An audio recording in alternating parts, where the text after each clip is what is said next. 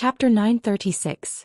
In the Mahist army camp, Mo Xiaobao sat obediently in a corner of the tent, writing characters. At the same time he did not forget to eavesdrop on the conversation between Mo Shuyao, Yi Li and the other generals. Mo Shuyao had sent Lu Jingxian and the other capable generals to the southern front. Thus, the northern front led by Mo Shuyao and Yi Li was left with Yun Ting, Qin Yun and the other young generals. However, as the saying goes, a newborn calf is not afraid of a tiger. These young generals were entrusted with such a task for the first time and were naturally filled with confidence and ambition. After a few victories, they threw their initial worries to the side and their morale was high. Mo Shuyao looked at the young generals calmly and said with a smile, "After these few days, what do you all feel? Why don't you share it with I?" The generals looked at each other and then at Princess Ding. Yun Ting said, "We have been winning these few days. Prince, do you feel that there is something wrong?" Mo Shuyao smiled and said, "There is nothing wrong with it. I just want to know what you all think." Everyone was silent for a while. Qin Yun said, "Although we have been winning these few days, it is mostly because the northern tribes are not good at defending cities. If the northern tribes gave up on defending cities and fought us head-on, I am afraid we would not have won so easily." After Qin Yun finished speaking, everyone fell silent. Indeed, it was not that they had not fought with the northern tribes before. If they could win so easily, they would not have had to fight for so long. The northern tribes were valiant and good at fighting. They were not as easy to defeat as they thought. It was just that these few days of consecutive victories gave them a feeling that the northern tribes were only SOSO. Not fearing the enemy was a good thing, but underestimating the enemy too much was not a good thing. Thus, facing the pleading gazes of the generals, Yi Li turned a blind eye. Qin Yun, Yun Ting and the other generals had gone through many years of learning and training. In terms of war, they were not inferior to the veterans. What they lacked was the experience of gambling and the mentality to be indifferent to victory and defeat. However, this kind of mentality could only be honed through countless victories and defeats. This resulted in them being more complacent than the veterans when they won a battle. When they lost a battle, they were more likely to break down than the veterans. The tent was silent for a long time before Mo Shuyao nodded his head and said, "It is good that you understand." It was because of their complacency over the past few days that everyone felt ashamed. When they saw that Wang Yi was not angry, they all let out a sigh of relief. Yun Ting hesitated for a moment and asked, "Prince, do you mean to say the northern tribes will change their tactics?" Mo Shuyao said, "If they do not change their tactics after consecutive defeats, then the northern tribes are really hopelessly stupid. Do you all know what to do?" The generals replied in unison, "We understand." Mo Shuyao nodded and did not ask what they understood. He said, "If you understand, then go and prepare." The generals took their leave and left the tent. Mo Shuyao turned his head and saw Mo Xiaobao lying on the table, listening to the conversation with great interest. Seeing the generals leave, he still had a look of regret on his face. Mo Shuyao narrowed his eyes and glanced at him. Mo Xiaobao shrunk his head back and lowered his head to continue writing. Mo Shuyao looked at him and asked, "Did you understand the conversation just now?" Mo Xiaobao raised his head, his clever big eyes glancing around. When he found that Mo Shuyao was not talking to anyone else, he hurriedly gave a fawning smile. Replying to Imperial Father, "I understand." Mo Shuyao asked, "Understand what?" Mo Xiaobao replied obediently, "Father reminded the generals not to be complacent and underestimate their opponents just because of a momentary victory. The reason why our army was able to win so easily these few days was because the northern tribes are not good at defending cities. Our army used our strengths to attack their weaknesses. Now that the northern tribes have changed their tactics, our army might be flustered because of carelessness." Mo Shuyao nodded and reluctantly agreed with Mo Xiaobao's words. He raised his eyebrows and looked at him. "Then what do you think we should do if the northern tribes attack us directly?" Mo Xiaobao frowned and thought for a long time. Then his eyes lit up and he looked at Mo Shuyao expectantly. "The northern tribes are good at fighting in the wilderness and they are very fast.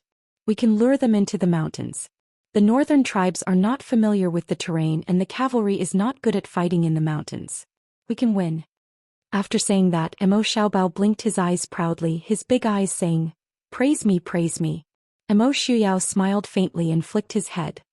He smiled faintly and said, "At your age, it is not bad that you can think of so many things.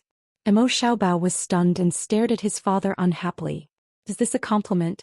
Eldest uncle and great-grandfather would never praise anyone like that. Grandfather said that Chinner is very smart. Emo Xiaobao, who felt that he was being looked down upon by his father, proudly threw himself into Yi Li's arms. Mother, father is bullying me. Yi Li laughed and patted his little head. Your father was obviously praising you. How did it turn into bullying you? Emo Xiaobao pouted his little mouth and said, Xiaobao is not young, it's already good that he thinks so much. Xiaobao's idea is obviously very good. Grandfather and uncle both praised Xiaobao for being so smart. Yi Li sighed helplessly and smiled at Emo Xiaobao. But what you thought of is something that everyone can think of. There is nothing special about it. Why don't you go out and ask Qin Yun and the rest, see if they can think of it too? Actually, it was a very common thing for adults to praise a child for being smart. And Emo Xiaobao was indeed worthy of being praised for being smart. But the people who praised him were not ordinary people. Thus, Emo Xiaobao could not help but think that his intelligence was unparalleled. Now that he received a small blow from Emo Xiaobao, he was a little unhappy. Wu. Lying on Yi Li's knees, Emo Xiaobao looked pitifully at Yi Li. Yi Li smiled and rubbed his son's head. And your father is right. You are still young and do not have as much knowledge as an adult. Naturally, there are many things that you cannot think of. This does not mean that our Xiaobao is not smart. Emo Xiaobao raised his brows and took out 2 books from the side. He placed them in front of Emo Xiaobao and said, Finish reading these 2 books, then write down how you think this battle should be fought for me. If it is not bad, I will admit that you are very smart. Emo Xiaobao's eyes lit up. Receiving his father's approval and praise was something that every child desired. But Emo Xiaobao and Emo Xiaobao got along with each other because of one blow after another. Although Emo Xiaobao usually disliked his father, he was more persistent in praising Emo Xiaobao. As expected, when Emo Xiaobao finished speaking, Emo Xiaobao snatched the books and hugged them. It's a promise. If I think of a good idea, father will use my idea to fight the enemy. Chapter 937. Emo Xiaobao nodded without hesitation and smiled. No problem. Just stay in the tent and study these 2 books for the next few days. Father will also send people to bring over some files of the northern tribes for you to refer to. As long as the method you propose can stand up to scrutiny and test, I will not only use your method, I can also announce to the world that this battle was fought by you, Emo Xiaobao.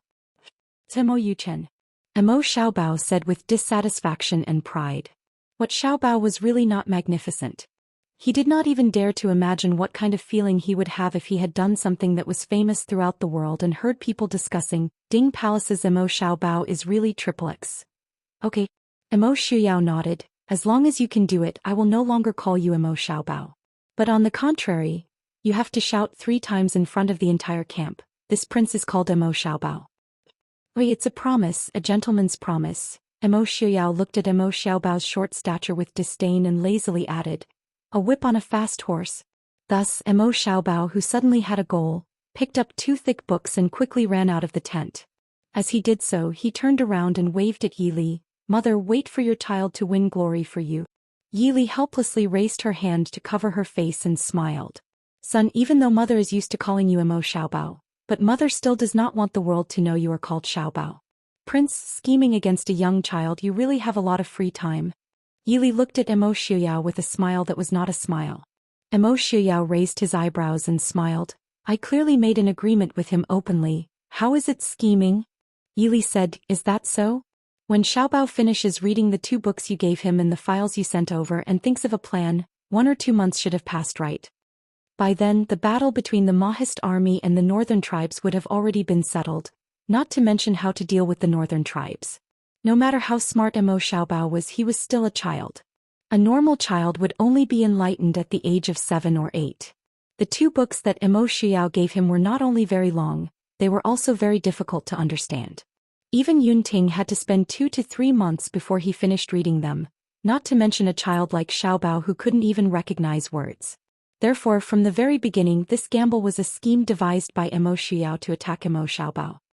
Since Miss Li knows, why didn't she say anything? Emo Xiaobao said with a smile.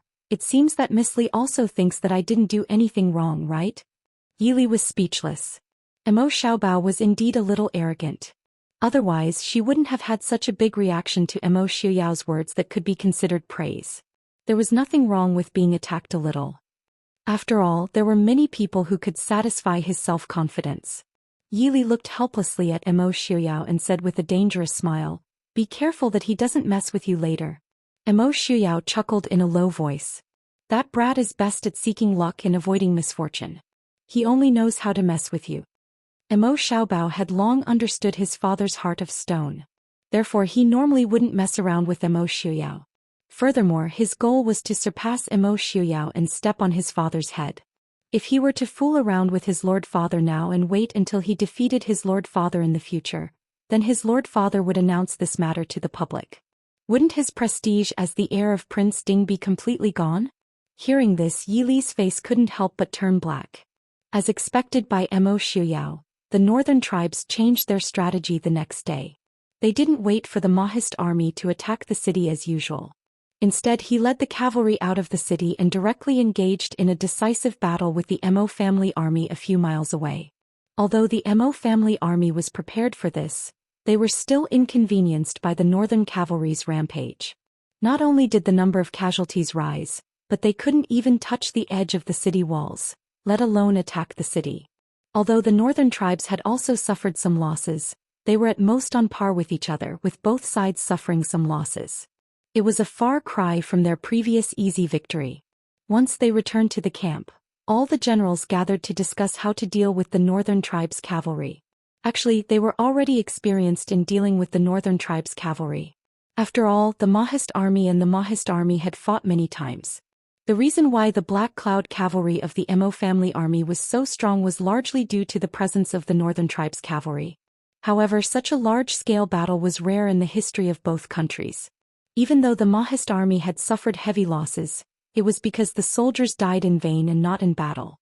In terms of battle, the number of soldiers who died in battle was probably not as high as this one. Hence, it was not appropriate to use cavalry against cavalry now. The Black Cloud cavalry only had about 150,000 men in recent years. However, the northern tribes were all cavalry. How is it? Does anyone have any good ideas? Qingyun asked. At the side, Sun Yaowu chuckled. The northern tribes' horses are indeed powerful. However, if their horses can't even run. Sun Yaowu was an unorthodox general and had always been a little wretched when it came to fighting. Yunting was puzzled. He frowned and asked, "Drug their horses?" But the horses are the foundation of the northern tribes' army. They will definitely send people to guard them. If we want to drug them, even with Qilin's help, it will be difficult. Furthermore, how many drugs would it take to drug all of the horses? Furthermore, it would have to be done at the same time. However, there were hundreds of thousands of horses. How many people would it take to drug them? Sun Yaowu rolled his eyes at him and said, "Of course I'm not sending someone to poison them. I'm afraid sending someone to assassinate Yelu Yi is more reliable than poisoning the war horses." Everyone had interacted for a long time and understood each other's temperament. Yunting was not angry and looked at Sun Yaowu. "Then what do you have in mind? You can't possibly say this for nothing, right?" Sun Yaowu laughed. "Why would I say such nonsense? We can do this." Sun Yaowu leaned over and whispered a few words into Yunting's ear. Hearing this, Yunting's eyes lit up. He leaned over and whispered into Qin Yun's ear. Everyone gathered around the fire and the atmosphere became lively. Sun Yaowu's idea seemed to have sparked their train of thought. Everyone started talking in full swing. "I think we can do this," Yunting said. "I think this is better," Zhoumin said proudly. "Actually, I think this is even better," Qin Yun added. In a hidden spot not far away, Yili stood beside Emo Xiuyao and smiled as she looked at the generals who were discussing intensely around a ball of fire. She smiled and said, "Looks like the previous reminder was useful. Today's battle did not lower their morale at all. They will be even more motivated to fight now." Emo Xiuyao nodded and said, "If they can't even overcome this small setback, they don't have the right to stay in the Mahist army. Xiuyao, do you think their idea will work? We will know tomorrow if it works." Chapter 938. On the second day of the battle, the Mahist army came up with all kinds of strange methods.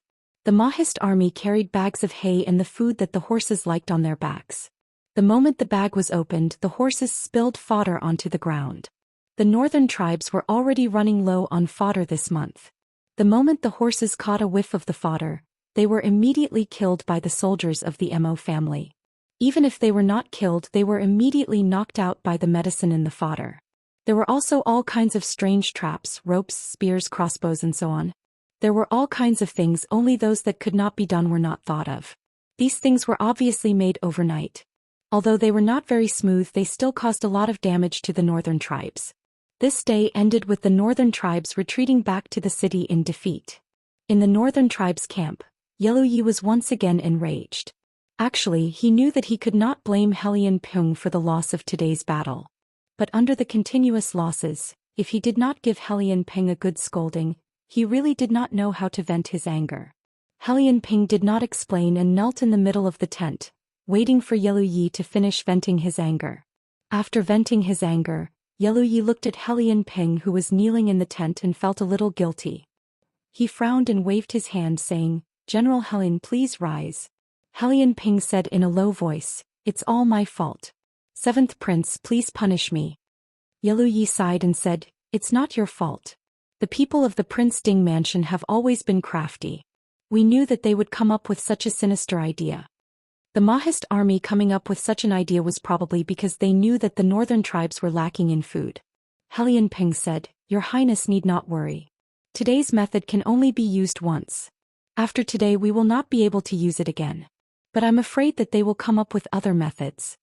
Yellow Yi frowned and said, "General Helian, what methods do you have?" Helian Ping said, "Our previous thinking was not wrong. The northern tribes' cavalry had indeed caused a lot of trouble for the Mahist army. Otherwise they would not have used their own rations to deal with our cavalry. What this general means is that we need to increase our speed and attack the Mahist army even more fiercely so that they won't be able to cope." Yellow Yi pondered for a moment, then said, "Fine, we'll do as you say." "Your Highness, an envoy from the palace wishes to see you," reported the guard outside the tent. Yellow Yi and Helian Ping exchanged a glance. Yellow Yi frowned. The royal court's messenger at this time? Why would royal father send someone here? Helian Ping said in a deep voice, "Your Highness, for His Majesty to send an envoy here at this time, if it isn't to reward your Highness, then I'm afraid the situation is far from good." However, everyone knew that the northern tribes were in a disadvantageous position right now. The northern tribes' army had been losing battle after battle. It was hard to believe that this was a reward. Yellow Yi also knew this in his heart. He nodded and ordered, "Go invite uncle over." Helian Ping replied in a deep voice, "Yes." Not long after, Helian Zhen and Helian Ping entered the tent. The royal court's messenger had just arrived. That person stood in the tent and looked respectfully at Yellow Yi. However, Helian Zhen and Helian Ping's hearts sank. This person was Yellow Hong's man. At this time, the northern tribe's messenger was from the crown prince's faction. The meaning of this was self-evident. The messenger glanced at Helian Zhen and Helian Ping and smiled. "Your Highness, may I read the king's edict now?" Yellow Yi's face darkened as he nodded and said, "Messenger, please." The messenger did not mind his coldness. He took out a roll of yellow cloth and unfolded it. He recited in a long voice, "The king's edict. The seventh prince has led his army here, but has been defeated repeatedly and has lost soldiers and generals." The messenger read the long edict. In fact, it was only a short sentence. It reprimanded Yellow Yi for leading the army and causing the northern tribes to lose soldiers and generals, causing the northern tribes to suffer great losses. He even hurriedly submitted a request for troops. The king of the northern tribes ordered Yellow Yi to defeat Mo Xiaoyao and the Mahist army within 2 months. Otherwise, he would hand over the military power to someone else. Although it was not explicitly stated who that someone else was, Yellow Yi could guess that if he lost, the one who would benefit in the end would naturally be the crown prince, Yellow Hong. "Your Highness, I wonder if your Highness understands the king's meaning?" After reading the edict, the messenger smiled and asked, "The king is anxious about the war in Dechu state and is worried sick. I hope your Highness can understand." Yellow Yi snorted and coldly said, "Thank you for your reminder. I naturally understand." The messenger smiled, "It's good that you understand. In that case, this official will follow your Highness in the army for the next few days. When the time comes, I can quickly report the victory to the king." He was going to supervise the army. Yellow Yi narrowed his eyes. The northern tribes had never had an army supervisor. They listened to whoever led the army. However, this messenger came under the orders of the king of the northern tribes and naturally had the right to control the entire army. In this way, Yelu Yi, the prince and commander-in-chief, would be restricted in every way and could be reported to the king of the northern tribes at any time. Yelu Yi knew that the current situation was extremely unfavorable for him. His royal father was probably very dissatisfied with him in the royal court. The best choice was naturally to hand over the military power to Helianjin and immediately return to the royal court to explain to his royal father. After all, as a prince, nothing was more important than the trust of the king of the northern tribes. However, Yelu Yi also understood that once he left, Helianjin, who had not led an army for more than 10 years, might not be able to control these hundreds of thousands of troops. When the time came and the troops fell into Yelu Hong's hands, he would really have nothing. Yelu Yi looked indifferently at the messenger below, a trace of cold killing intent flashing through his eyes. He nodded slightly. In that case, I will have to trouble your highness. Since he was already one step behind, the crown prince in the royal court was probably already prepared. In that case, why should he retreat? His royal father's trust and military power were both important to him. The messenger did not seem to hear the cold intent in his words and nodded with a smile. Thank you, Your Highness. Chapter 939. The fact that the king of the northern tribes had sent an envoy to the Dechu state naturally could not be hidden from the Prince Ding mansion. In the Mahist army camp, Yili looked at the report in her hand and frowned. The king of the northern tribes sent an envoy at this time. Does he not trust Yelu Yi anymore? Mo Shuyao smiled. It's not that he doesn't trust him. But Yelu Yi has lost many battles these days. The territory that the northern tribes have now is less than half of the territory that the northern tribes used to have in the Dechu state. The king of the northern tribes is naturally not satisfied with him. But the choice of envoy is a little interesting. I'm afraid that Yelu Yi does not trust the king of the northern tribes anymore. Yili looked at it seriously and muttered. This envoy is Yelu Hong's man? Mo Shuyao nodded, looking very satisfied. Yelu Hong didn't disappoint this king's expectations after all. To be able to do this, to be able to hold the position of crown prince of the northern tribes for so many years, he is indeed not an ordinary person. Yelu Hong wants Yelu Yi to suspect that the king of the northern tribes does not trust him and make him betray him today? Is he not afraid that Yelu Yi will return to the northern tribes and cause trouble for him? Yili raised her eyebrows.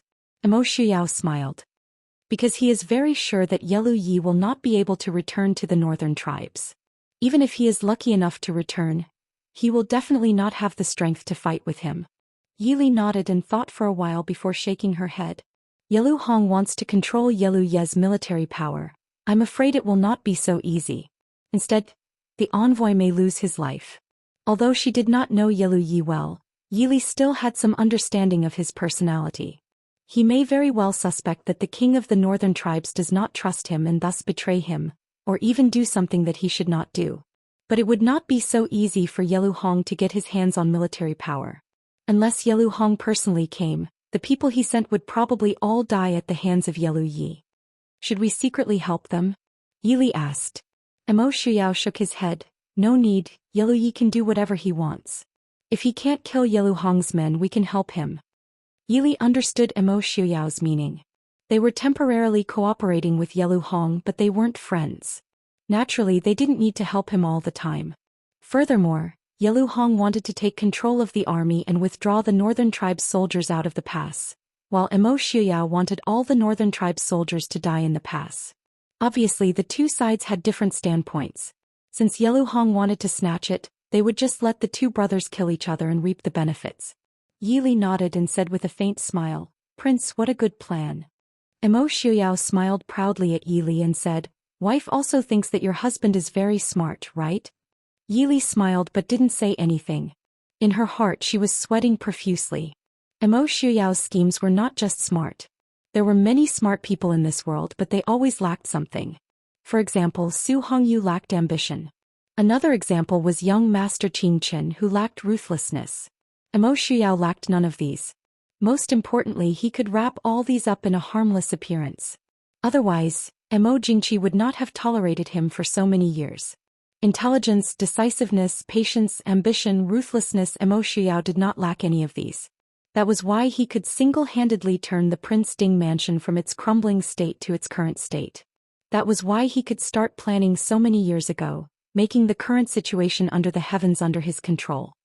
Li, is I not smart? Emo Xiuyao rubbed against Yi Li's body unwillingly. Yi Li said helplessly, who in this world dares to say that Prince Ding is not smart?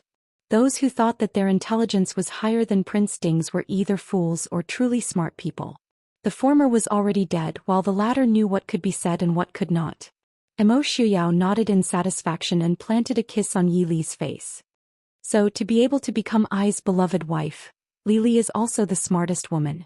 Yi Li rolled her eyes helplessly and slapped his handsome face away. Prince, are you planning to boast in front of me? Aren't you afraid of being laughed at? If anyone dares to laugh at Ai's Li Li, I will kill them, Emo Xiuyao said in a low voice. In the end, she couldn't bear to slap his handsome face with his white hair. Yi Li reached out and pinched his face instead. In these few years, Prince Ding had become more and more shameless. It was a world of difference from the cultured and refined noble prince who had a slightly alienated aura when they first met. Yi Li suspected that there was something wrong with her eyes at the time. As expected, Li Li likes Ai's face, huh? You can't bear to part with it, right?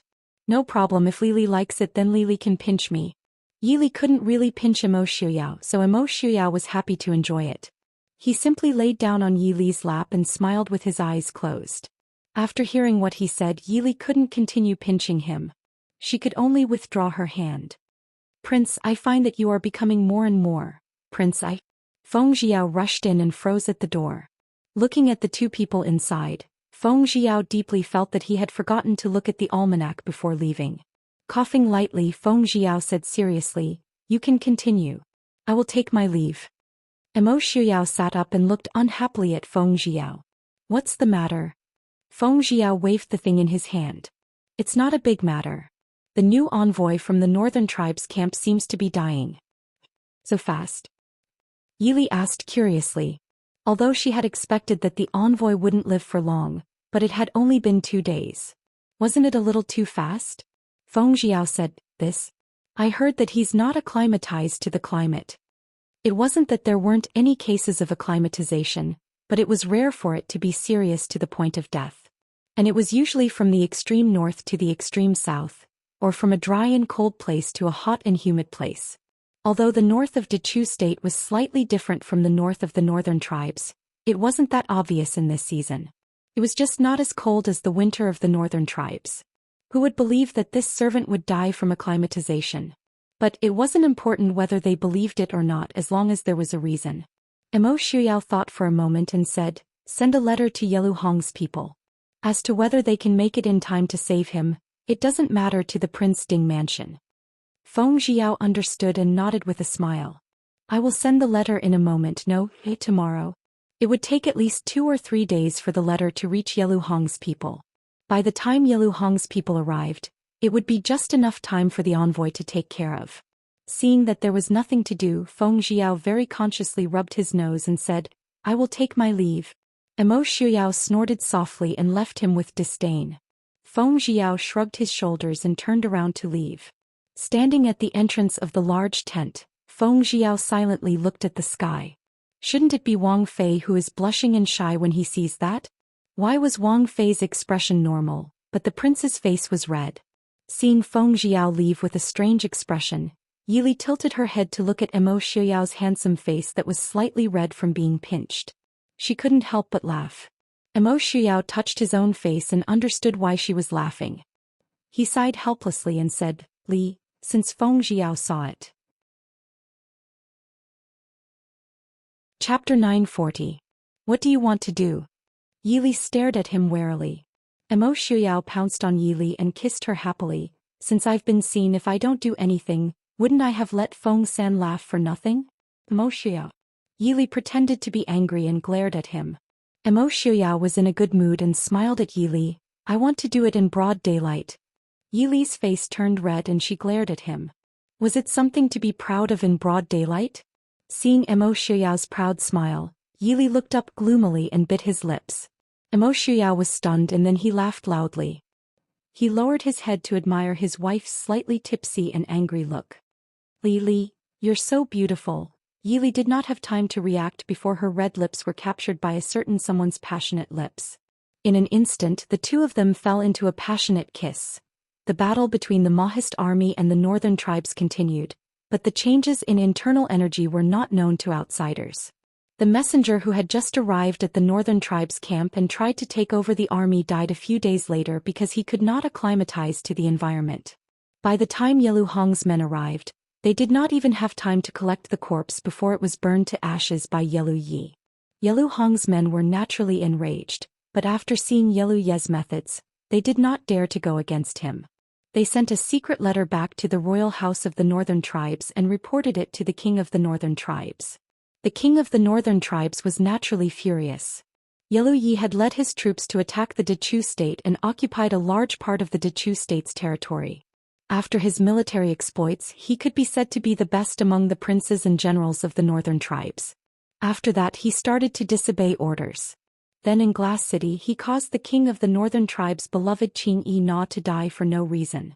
After Yelu Hong returned, it was inevitable that he would add fuel to the fire, causing the king of the northern tribes to be even more worried about Yelu Yi.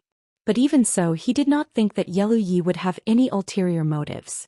So when Yelu Yi asked for help, the king of the northern tribes did not hesitate to promote Helian Zhen, whom he did not like much, and sent reinforcements.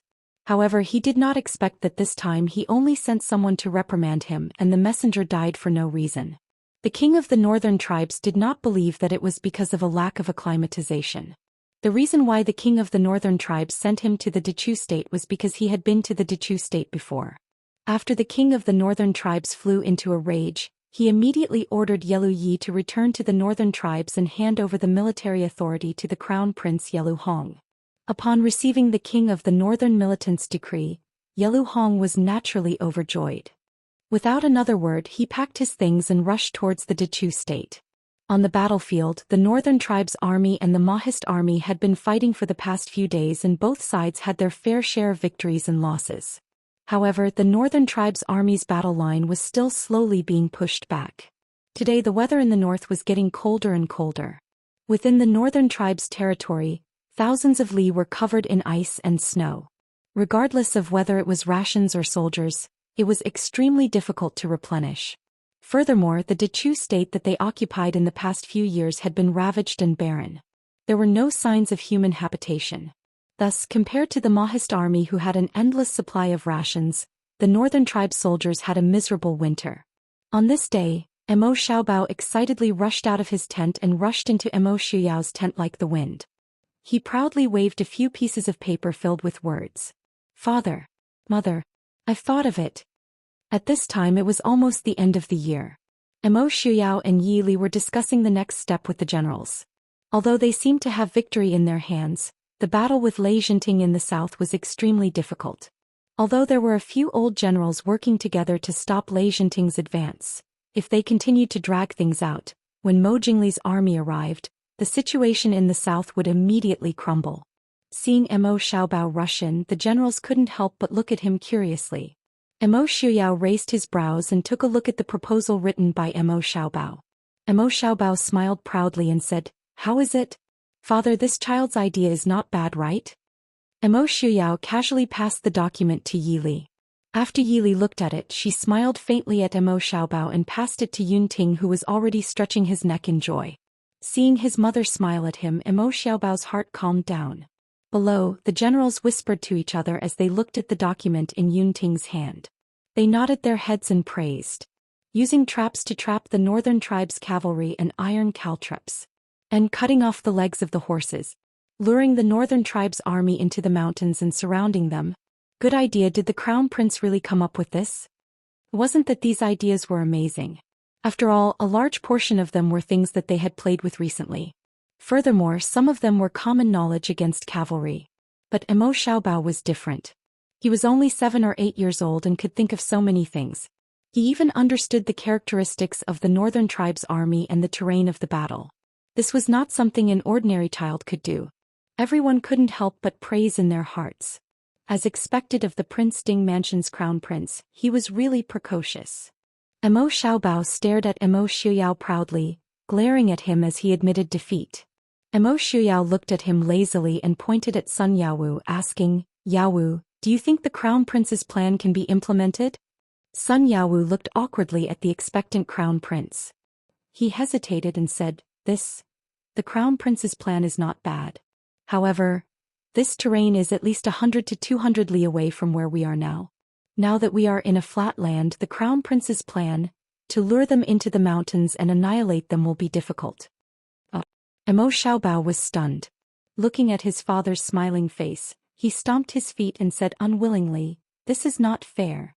General Sun, you just need to tell me whether or not this prince's plan can be realized before then." Sun Yaowu thought for a moment and said sincerely, "Although there are still some small flaws, they can't obscure the jade. It should be possible." "Father." Emo Xiaobao turned his head proudly. Emo Shuyao looked at him with a smile and said gently and lovingly, "Xiaobao, there is something that I don't know if anyone has taught you, but I still have to tell you. There is a saying that speed is the most important thing in war. It has already been more than a month since you left. If you were to lead the army into battle, are you going to tell Yelu Yi that this crown prince has not thought of a plan and that we will fight again in a month?" Emo Xiaobao's proud little face fell and he looked pitifully at Yi Li. Yi Li looked at him with a smile. Seeing his mother's expression, Emo Xiaobao knew that there was no hope for help. On the other hand, Emo Xiaobao also knew that Emo Shuyao was right. He thought that he was very smart, but if he really was to go into battle, why would the enemy give him a month to think of a plan? After hearing about the Mahist army's situation in the past month, Emo Xiaobao's face darkened. He wasn't as smart as he thought. Chapter 941. Actually, Emo Xiaobao was being too harsh on himself. Given his age, to be able to finish reading the military book that Emo Shuyao gave him in a month's time and even come up with a plan that a general like Sun Yaowu would evaluate based on the terrain and the strength of the two armies, he could already be proud of himself. However, Emo Shuyao and Yi Li did not console him.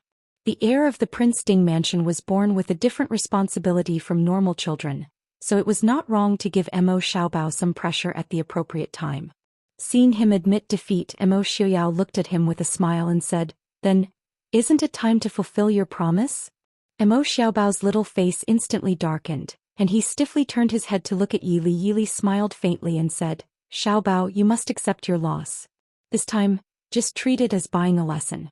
You learn from your mistakes. In the future, don't casually make a bet with your father." Emo Xiaobao glared fiercely at Emo Shuyao, then angrily rushed out of the tent. Seeing him like this, everyone was curious about what kind of bet the little heir had made with the prince. They all bid farewell to Emo Shuyao and Yi Li, then slipped out of the tent to see the little heir fulfill his bet. Emo Shuyao did not make things difficult, waving his hand to let everyone leave. Emo Xiaobao stood in the middle of the camp with his hands behind his back in the most crowded spot. The soldiers coming and going did not see the little heir's small stature, delicate little face and serious expression. They could not help but stop to see what the little heir was doing. Emo Xiaobao gritted his teeth and fiercely swept his eyes over the soldiers around him. Helplessly, he found that the people around him did not decrease because of his glare, but increased instead.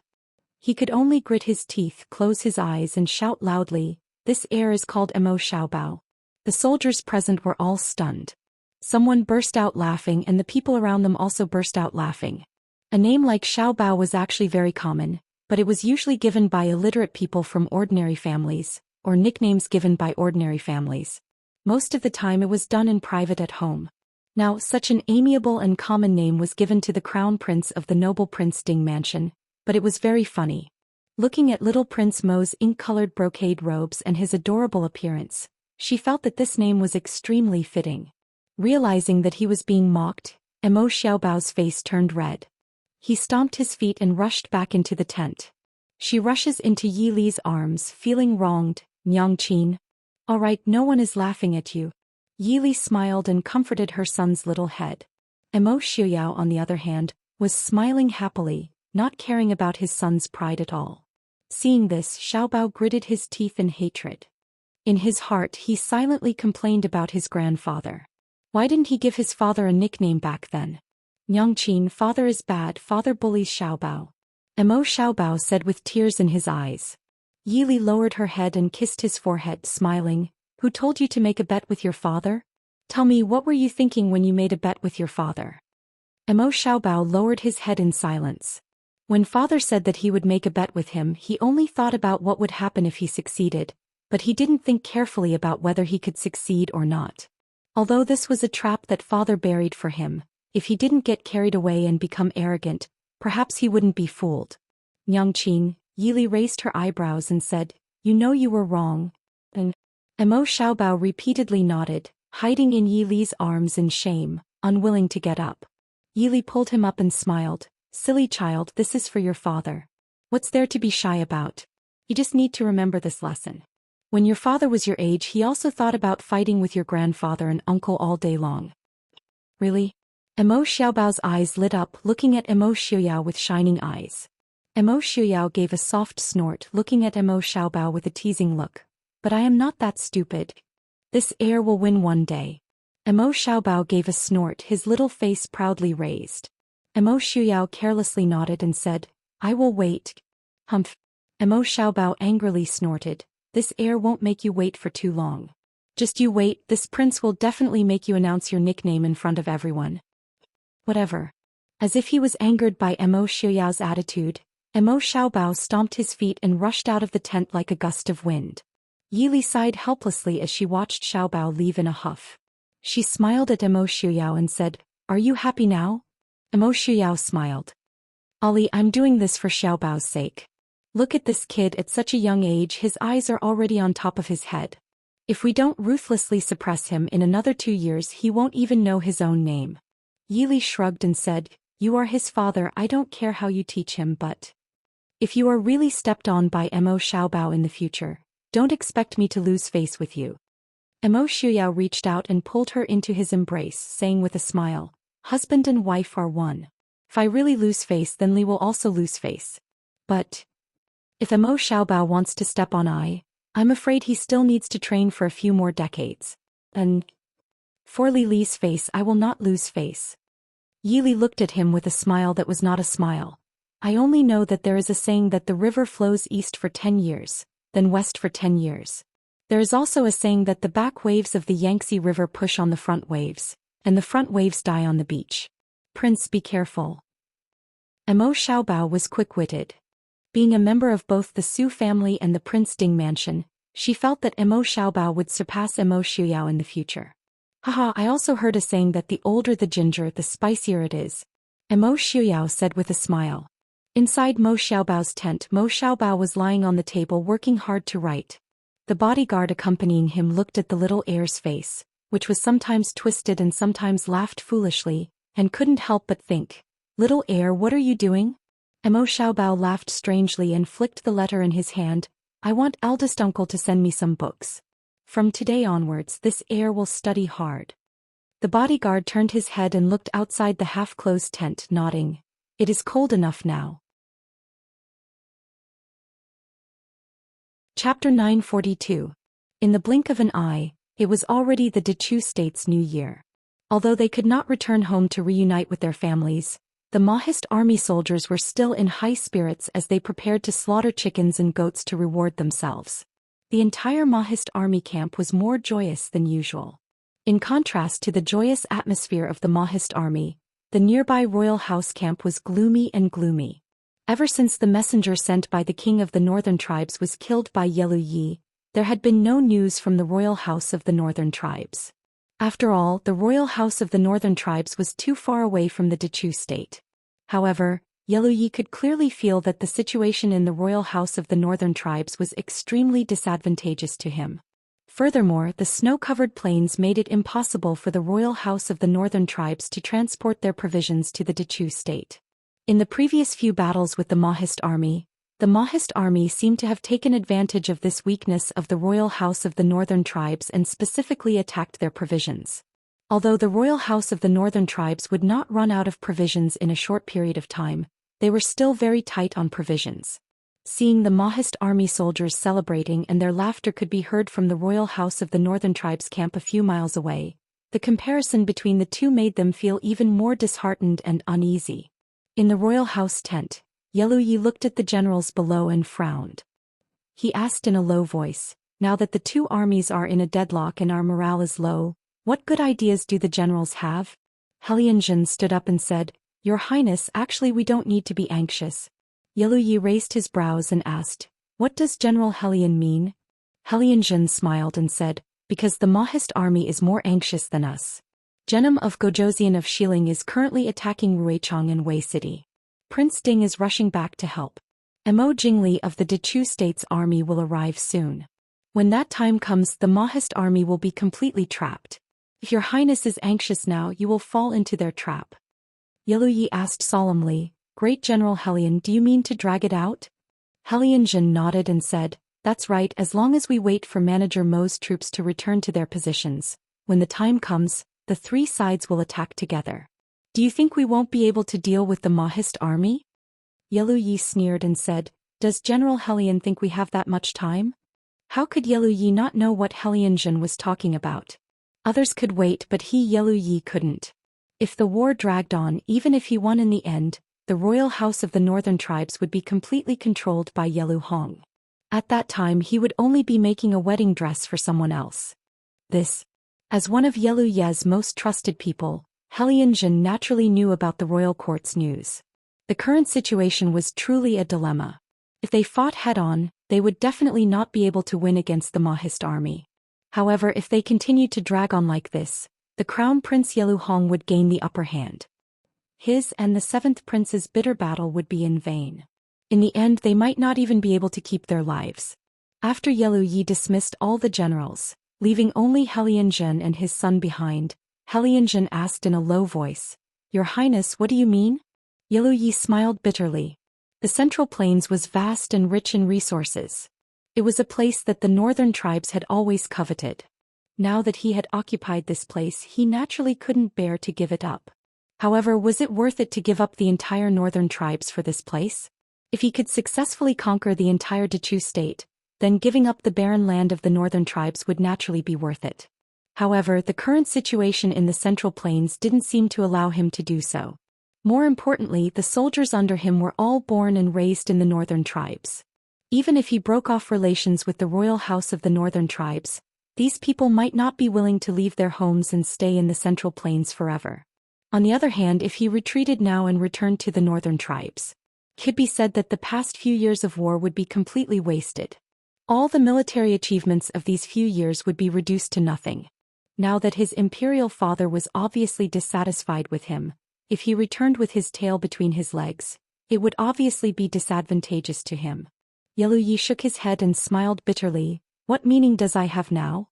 It's already too late to back down now. Mo Shuyao is really Ai's nemesis. If it wasn't for Mo Shuyao, he would have already occupied half of the Dechu state. Even if his imperial father was dissatisfied with him, he was strong enough to stand on his own. But now, ever since Mo Shuyao left, the northern tribes' army had suffered defeat after defeat. Their morale was low and the hearts of the people in the camp were wavering. Many soldiers were starting to miss the northern tribes' plains. In fact, Mo Shuyao wasn't just Yelu Ye's nemesis.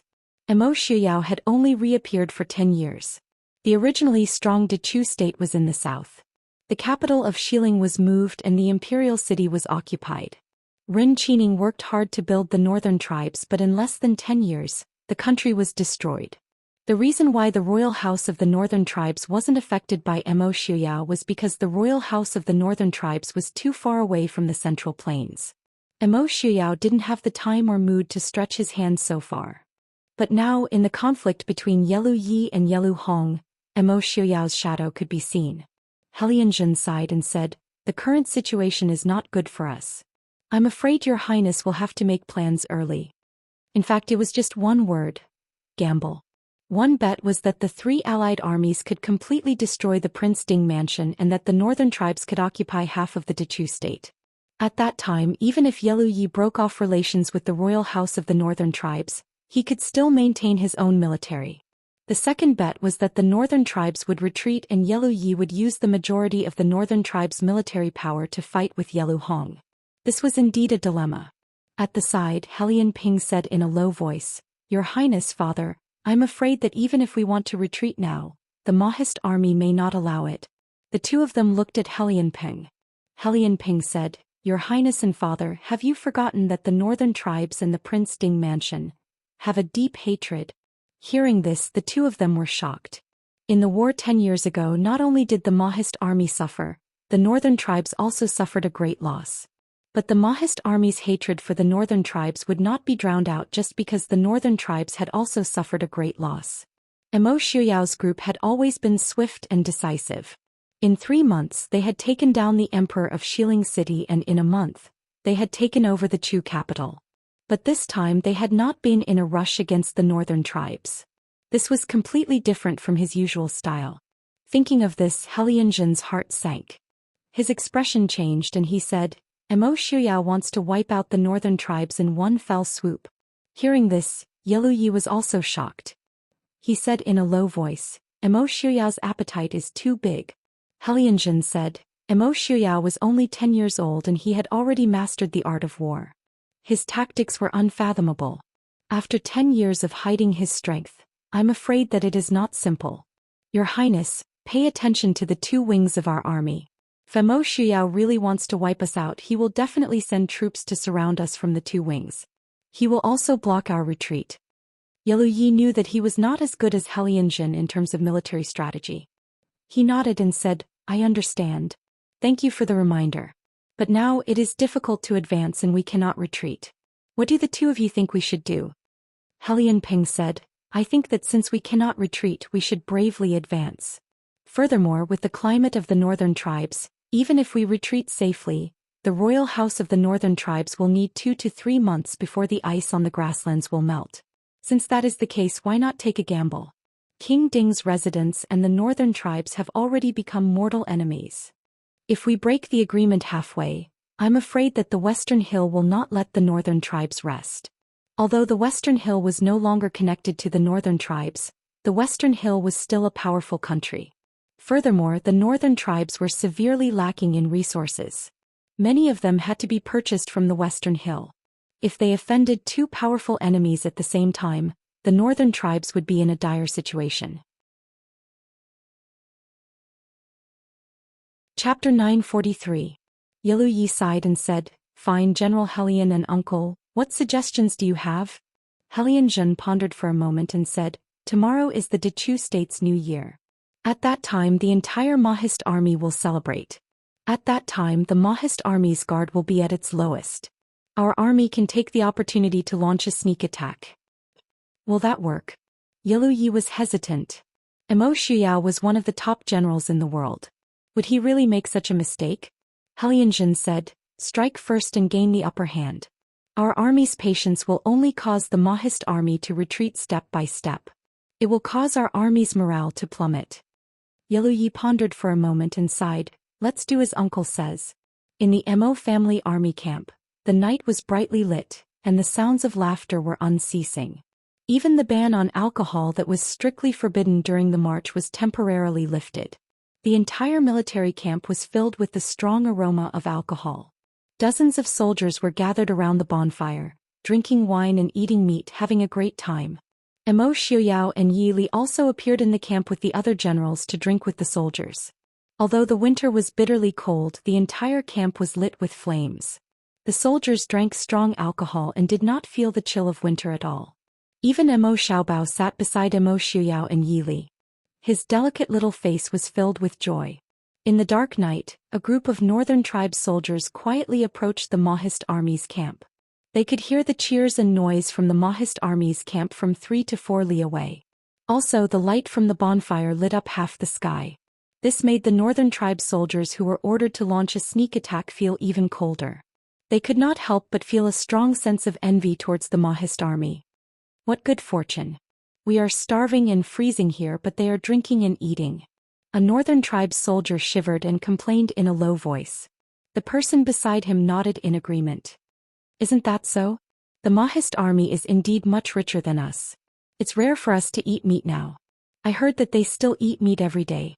Now that the road from the northern tribes to the Dechu state was blocked, the military supplies could not be transported over. Ever since the Mahist army started fighting with the northern tribes, Many of the civilians who were originally under the control of the northern tribes ran over to the Mahist army. They could not even snatch anything from them. As a result, the rations in the army were severely reduced. Although there were many horses, to the northern tribes, the most important thing was the horses. Therefore, unless it was absolutely necessary, it was absolutely not to be used to kill soldiers. Hence, these northern tribe soldiers who were used to eating meat and drinking wine could only learn from the people of the Central Plains and eat coarse grain to fill their stomachs. Once we take down the Mahist army camp, those things will naturally belong to us. Another northern tribe soldier said expectantly. That's right. If we snatch the rations of the Mahist army, we should also celebrate. The rest agreed. They were looking forward to snatching the rations of the Mahist army. The northern tribe soldiers who were preparing to launch a sneak attack waited for 2 to 4 hours outside the Mahist army camp. Only then did they see the lights of the Mahist army camp gradually dim. The noise from before also became much quieter. They knew that the Mahist army had finished celebrating and were preparing to rest. They had waited for half a night, waiting for the Mahist army to be drunk and tired before they could strike. Hellion Ping, who was leading the troops, saw that the time had come. He softly ordered his subordinates to pass down the order. The northern tribe soldiers who were originally hiding in the snow immediately moved out and rushed towards the Mahist army camp. As they neared the Mahist army camp, Hellion Ping saw that the Mahist army camp was already silent in the darkness and could not help but stop. The general beside him did not understand and softly asked, "General?" Hellion Ping said in a deep voice, "Something is wrong." No matter how weak the Mo family army was, they shouldn't have been able to walk so close without any signs of movement. No matter how one looked at it, this was a trap.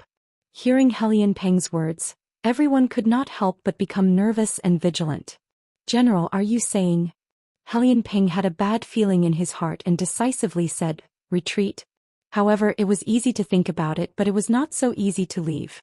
In the darkness, the surroundings suddenly lit up and a loud laugh came from not far away. "General Hellion, since you are already here, why are you in such a hurry to leave?" The neat formation of the Mahist army suddenly rushed out from the shadows and surrounded the northern tribe's troops. A young general around the age of 27 or 28 rode out on his horse and looked at Hellion Peng with a smile. "It's New Year's Eve. General Hellion, are you here to give me a New Year's greeting?" Ding ding. After these few days of fighting, Hellion Peng naturally had a good understanding of the Mahist army's generals. He was also familiar with Yun Ting, the young general that Princess Ding had high hopes for. Yun Ting smiled proudly and said, "Yes, it is me. General Hellion, have you been well these few days?" Hellion Peng lowered his eyes and frowned slightly. Suddenly, his heart trembled and he raised his head and said, "You are the only one in the camp?" The northern tribe's sneak attack was such a big matter, but only Yun Ting came out of the Mahist army. If it was not because the people from the Prince Ding mansion looked down on the northern tribes, then there was no one else in the Mahist army camp. Yun Ting was the only general here. Yun Ting did not try to hide it, smiling with some surprise as he said, "General Hellion is indeed very perceptive."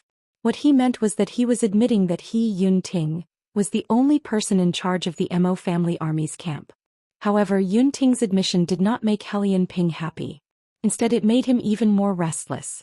If there was only Yun Ting, Hellion Peng might not be unable to take down the Mahist army camp. However, if it was just an empty camp, what was the use of taking it down? More importantly, where did Mo Xiuyao and Yi Li bring the other generals?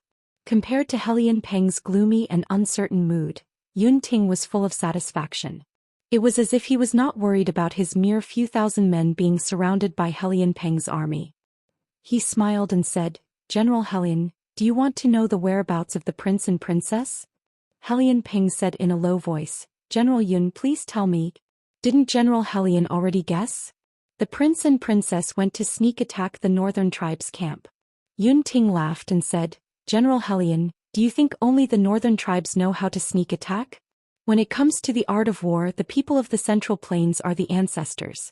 Hellion Peng's face instantly turned green. Mo Xiuyao and Yi Li had brought almost all the generals under the Mahist army to sneak attack the northern tribe's camp. It was obvious that they were determined to succeed.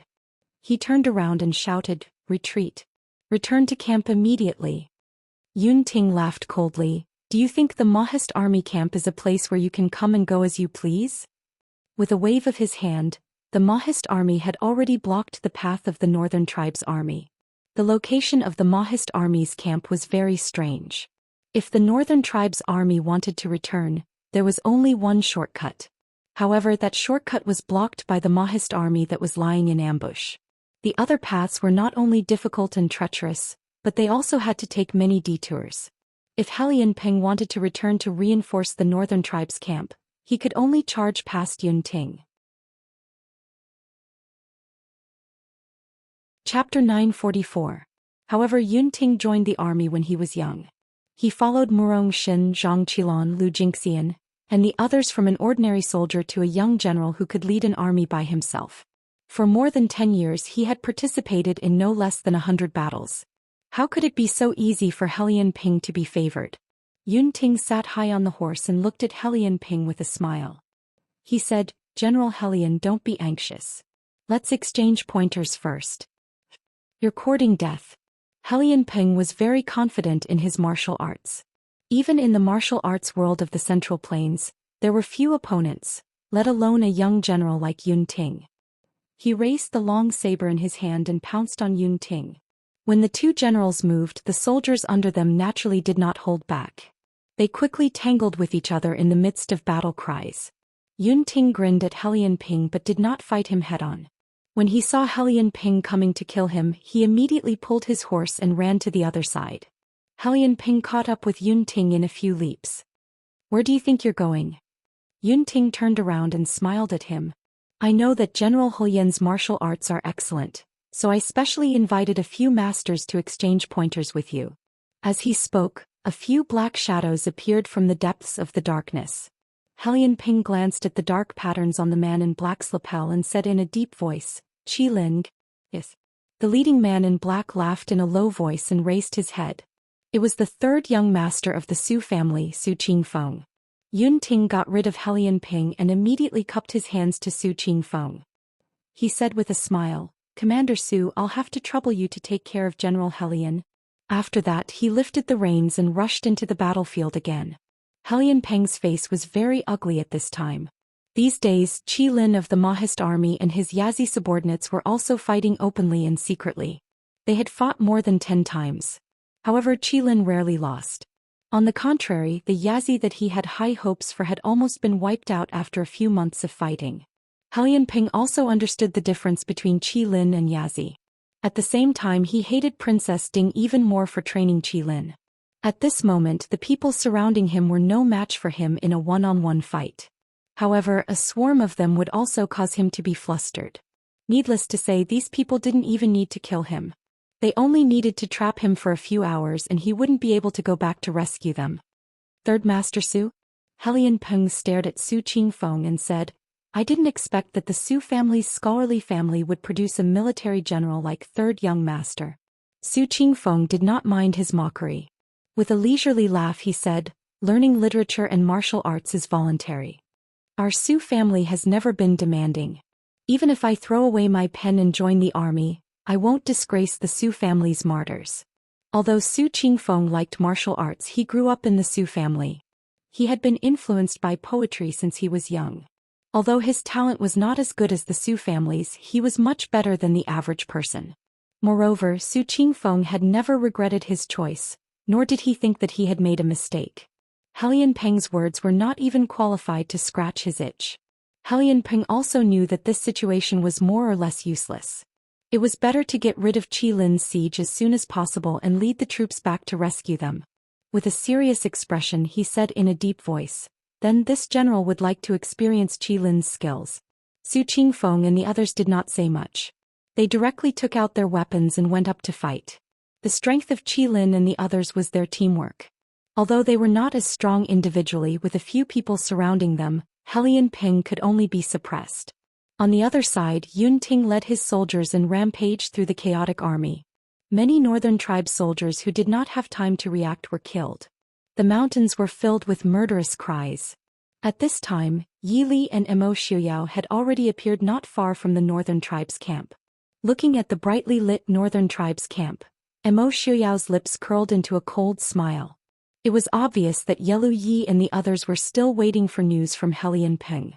What Yellow Yi didn't expect was that the person they wanted to ambush had already appeared in front of them with a group of people. Yili urged her horse to stand beside Emo Xiuyao and looked at the camp with him. She smiled faintly and said, Helian Peng must have already started fighting with Yun Ting. As long as Helian Peng and Yun Ting started fighting, it would be impossible for them to retreat for a while. They would also have enough time to deal with Yellow Yi and Helian Jin. Emo Xiuyao nodded and said, That's right.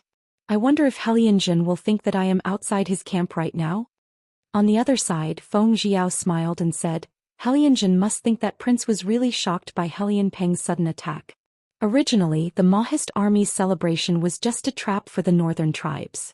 With Emo Xiuyao's personality, how could he be so conceited that the entire army would celebrate when he had yet to achieve complete victory?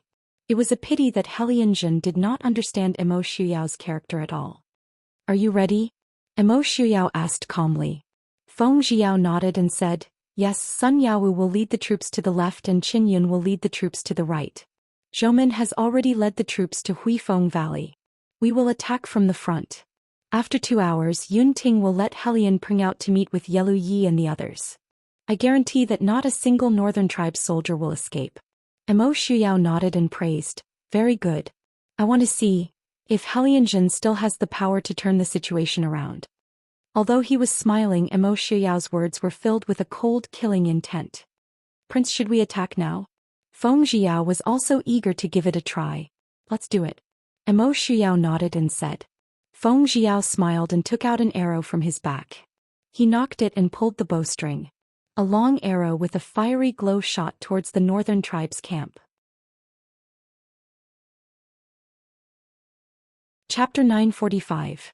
In the northern tribe's main tent, Yellow Yi and Helian Jin were sitting inside. Helian Jin's expression was solemn and he was silent. Yellow Yi was pacing back and forth in the main tent. His sharp brows were tightly knitted together. His face was also vaguely anxious and uneasy. After pacing back and forth for a long time, Yellow Yi squatted down and looked at Helian Jin. Uncle, will there be any problems with General Helian? Helian Jin calmed himself down and said in a low voice, Your Highness, please be patient. Peng'er did not send any bad news. We must not panic. Yellow Yi nodded and was silent for a long time before he said, I don't know why, but I feel uneasy. Helian Jin was silent. He did not know if he was too worried or if something had really happened. Yellow Yi was not the only one who felt uneasy. Even Helian Jin felt that something was wrong. After thinking for a while, Helian Jin stood up and said, I will send people to investigate. Yellow Yi nodded and said, Uncle, send more people. No matter what news there is, let them report back as soon as possible. Yes. Helian Jin replied and turned to leave the tent. The moment Helian Jin walked out of the tent, he saw a flame shoot in from outside the tent and landed in the northern tribe camp. It landed on one of the tents. Even though it was winter and many of the tents were covered with a layer of frost and did not burn immediately, it still shocked many people. Helian Jin was stunned for a moment before he reacted and shouted, Enemy attack! Yellow Yi, who was originally in the tent, heard his voice and immediately rushed out. He said in a low voice, What's going on? Helian Jin's eyes were slightly red. He said, The Mahist army is outside the camp. Defend. That fire arrow had caused an uproar in the northern tribe's camp. After a while, the low sound of a bugle horn could be heard in the camp. All the soldiers immediately picked up their weapons and rushed out of their tents to defend.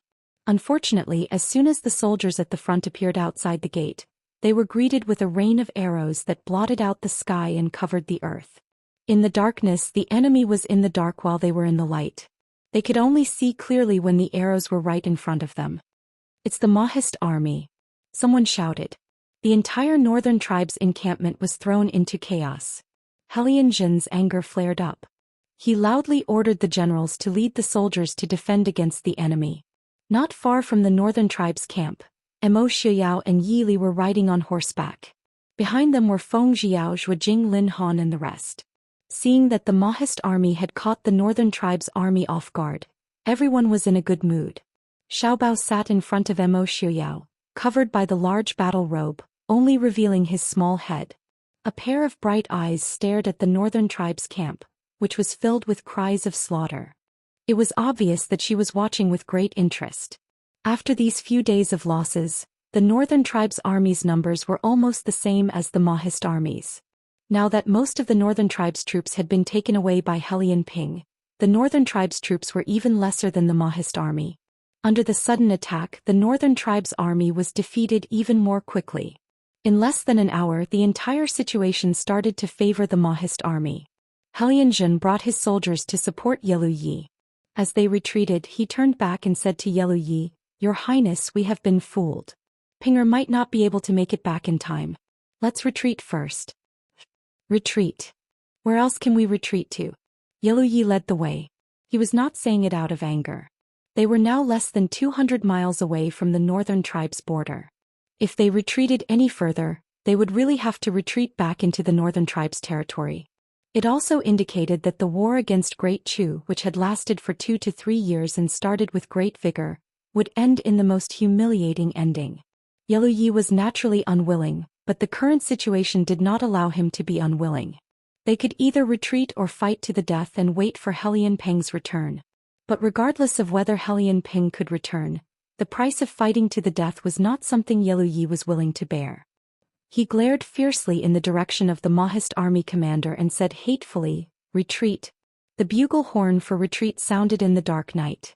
The already low morale of the northern tribe's soldiers immediately retreated in the direction Yelu Yi had left in. Although the Mahist army soldiers were chasing behind, they did not close in on them. They only maintained a steady pace. Hellion felt that something was wrong, but the current situation only gave him two options. He could either move forward or turn back. They naturally could not turn back and fight the Mahist army head-on. They could only move forward. On the other side, Hellion Ping, who was surrounded by the Qilin, finally managed to escape after 2 hours. When he finally managed to break through the encirclement of Yun Ting's army, the eastern sky was already turning bright.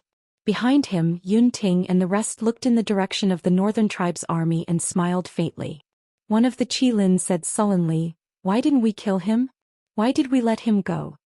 Although Hellion Ping's martial arts were indeed very powerful, it was not the most powerful for the well-trained Qilin, who already had many experiences in fighting against experts. It was only a matter of time before they took his life. Su Qingfeng patted his subordinate's head and said, "Since the prince has given the order, he naturally has his reasons. Let's go, we can't miss the show." Everyone agreed in unison. After packing up, they chased after Hellion Ping's army. By the time Hellion Ping met up with Yelu Yi and the rest, the sky was already bright. Although they could not see clearly due to the thick fog in the morning and almost killed each other, they still managed to meet up.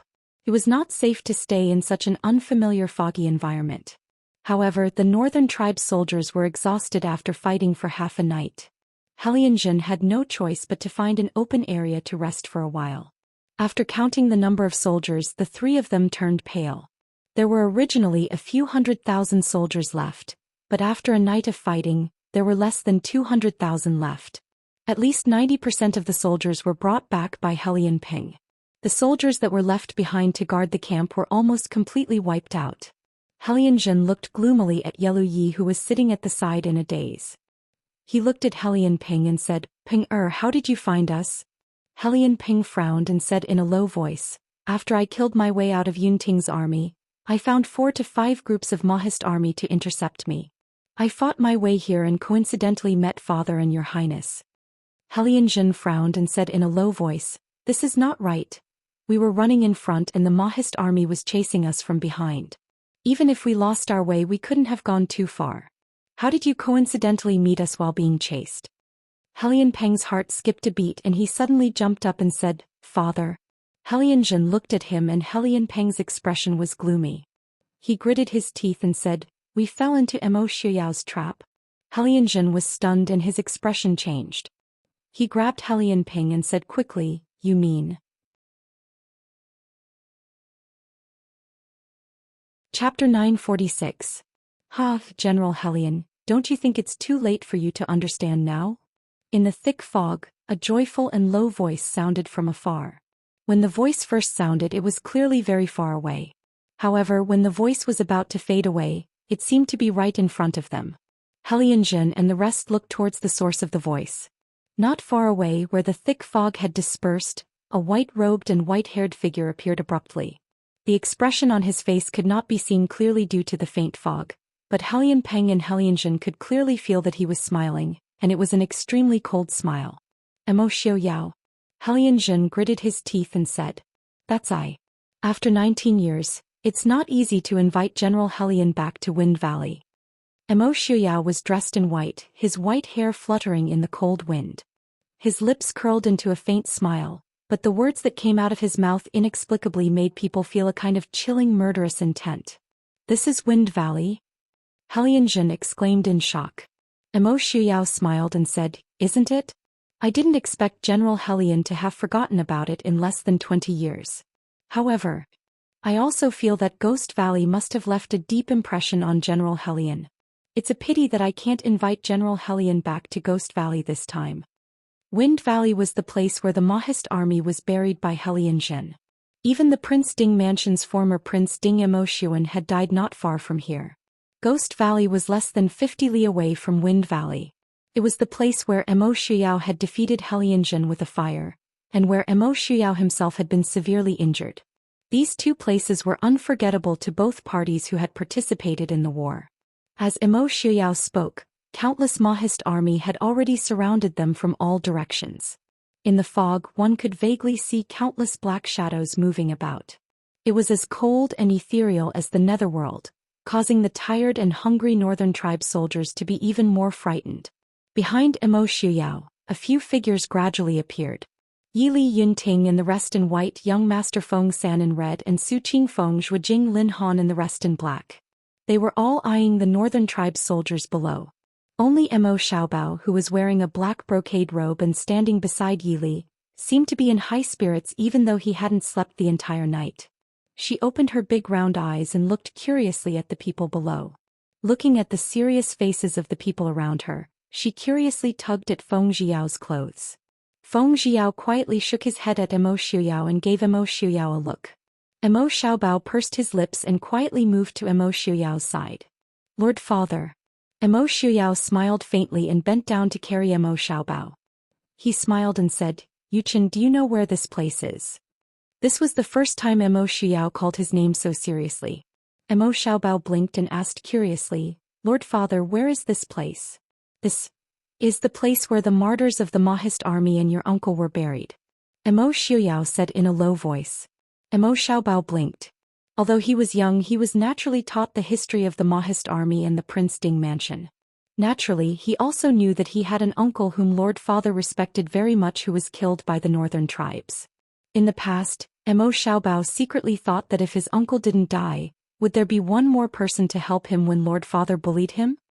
"Lord Father, are we going to take revenge for uncle?" Emo Xiaobao asked with wide eyes. "That's right," Emo Xiao Yao said in a low voice. Feng Zhiyao and the rest who were following behind Emo Xiao Yao couldn't help but glance at Yili. The little prince wasn't even 8 years old yet. Wasn't it a little too perverted to let a child like him watch such a scene? Yili sighed helplessly. Looking at Emo Xiaobao's excited appearance, it didn't seem like he was afraid at all. Yili was also worried that her obedient son would be taught astray by Emo Xiao Yao.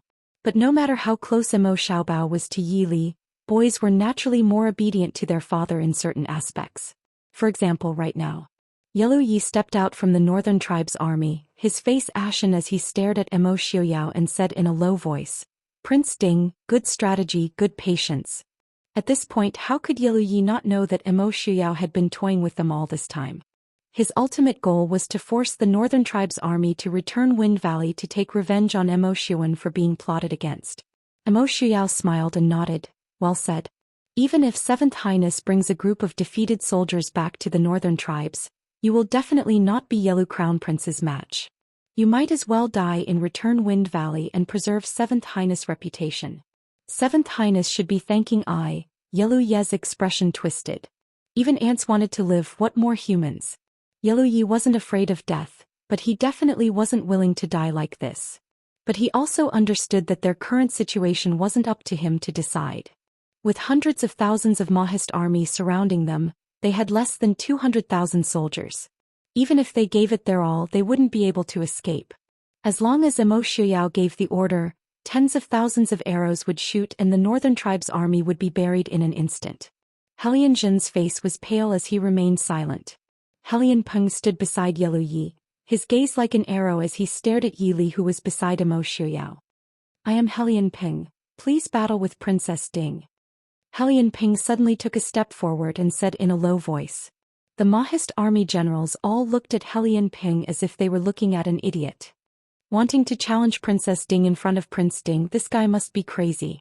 As expected, Emo Xiuyao laughed coldly and said indifferently, General Hellion, why don't you challenge I? Are you looking down on I? Hellion Peng glanced at Emo Xiuyao but didn't reply, only staring at Yi Li. Yi Li smiled faintly and took a step forward. Since General Hellion is interested, this consort will naturally accompany you. Please.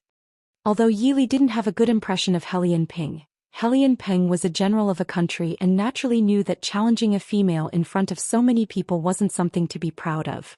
Knowing that he was going to die, he still persisted. At least this proved that Hellion Peng really saw Yi Li as an opponent. Princess Li, Emo Xiuyao frowned slightly. Yi Li's internal energy was much weaker than Hellion Peng's. Although he was confident that Yi Li's life wouldn't be in danger with him around, he couldn't guarantee that Yi Li wouldn't be injured. Yi Li shook her head and smiled, it'll be fine. Yi Li took a few steps forward and a silver light flashed in her sleeve.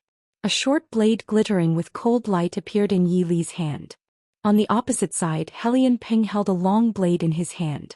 Just looking at the weapons made people feel that the two of them weren't on equal footing. Hellion Peng didn't hold back and slashed the long blade in his hand towards Yi Li. Yi Li stepped sideways and dodged the blade. Bai Sei's voice was like a swan as it flew towards Hellion Peng. In the faint fog, the crowd could only see two silhouettes coming and going. The sound of weapons clashing could be heard continuously. Yi Li, who was fighting with Hellion Peng, frowned slightly. In terms of strength and internal energy, she was definitely no match for Hellion Peng. Just now, the short blade and the long blade clashed several times. Yi Li's right hand felt numb from the vibrations. She didn't want to fight with Hellion Peng head-on anymore. She quickly closed in on Hellion Peng and fought in close combat. As a result, Hellion Peng's long blade was useless. He tried to distance himself from Yi Li a few times but failed. In terms of close combat, there weren't many people in the world who were Yi Li's match. If she didn't use her internal energy, even Emo Xiuyao might not be able to gain much of an advantage. As a result, the two of them were evenly matched. Chapter 947. The two of them fought for close to 100 moves, but neither of them gained the upper hand. Hellion Peng's expression darkened. His powerful internal energy gathered in his palm as he sent a palm strike towards Yi Li. Yi Li reacted even faster. She drew a sharp blade from her left sleeve and stabbed it towards Hellion Peng's abdomen without hesitation. At the same time, she leaned to the side to avoid Hellion Peng's palm strike. Hellion Peng wholeheartedly wanted to heavily injure Yi Li. He actually ignored Yi Li's approaching dagger.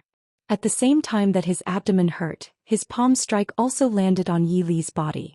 Even though Yi Li leaned to the side to avoid it, she still received a trace of internal injury. She turned around to withdraw her dagger and quickly retreated. When Yi Li pulled out her dagger, Hellion Peng realized that something was wrong. Yi Li's dagger was specially made to be used as a military knife. There was a blood groove in the middle. As long as it touched the body, it would bleed incessantly. Last time, Hellion Peng injured his arm and took a long time to recover. This time his abdomen was even more so. However, Hellion Peng knew that this time if he fell into Emo Xiuyao's hands, there was no chance of survival. As long as he could kill or heavily injure Yi Li, why would he care if he bled to death? Yi Li retreated to a distance and stood still. A trace of dark red blood flowed from the corner of her mouth. Hellion Peng stood still with his long blade propped up. Blood flowed from his abdomen.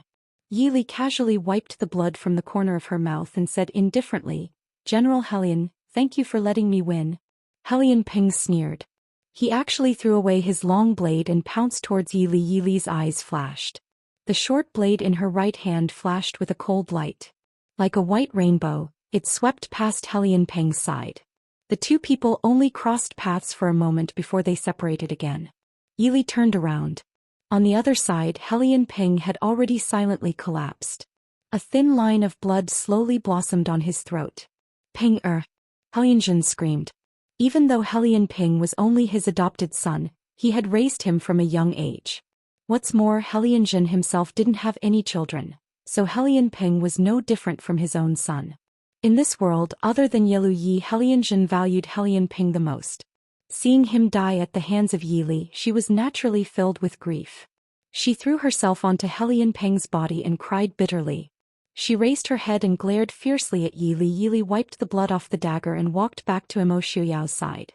Emo Xiuyao was relieved to see that her injuries were not serious. The moment they met, the Northern Tribe's army lost their most skilled fighter, Helian Peng. This made the already low morale of the Northern Tribe's army even worse. Yelu Yi glanced at the soldiers around him, feeling defeated, and smiled bitterly. At this moment, the fog in the surroundings had gradually dissipated, and the black mass of Mahist army soldiers could be seen everywhere. In this situation they couldn't even make a move, let alone charge out. I have lost. What does Prince Ding want? Yelu Yi closed his eyes and asked coldly. Emo Xiuyao smiled faintly.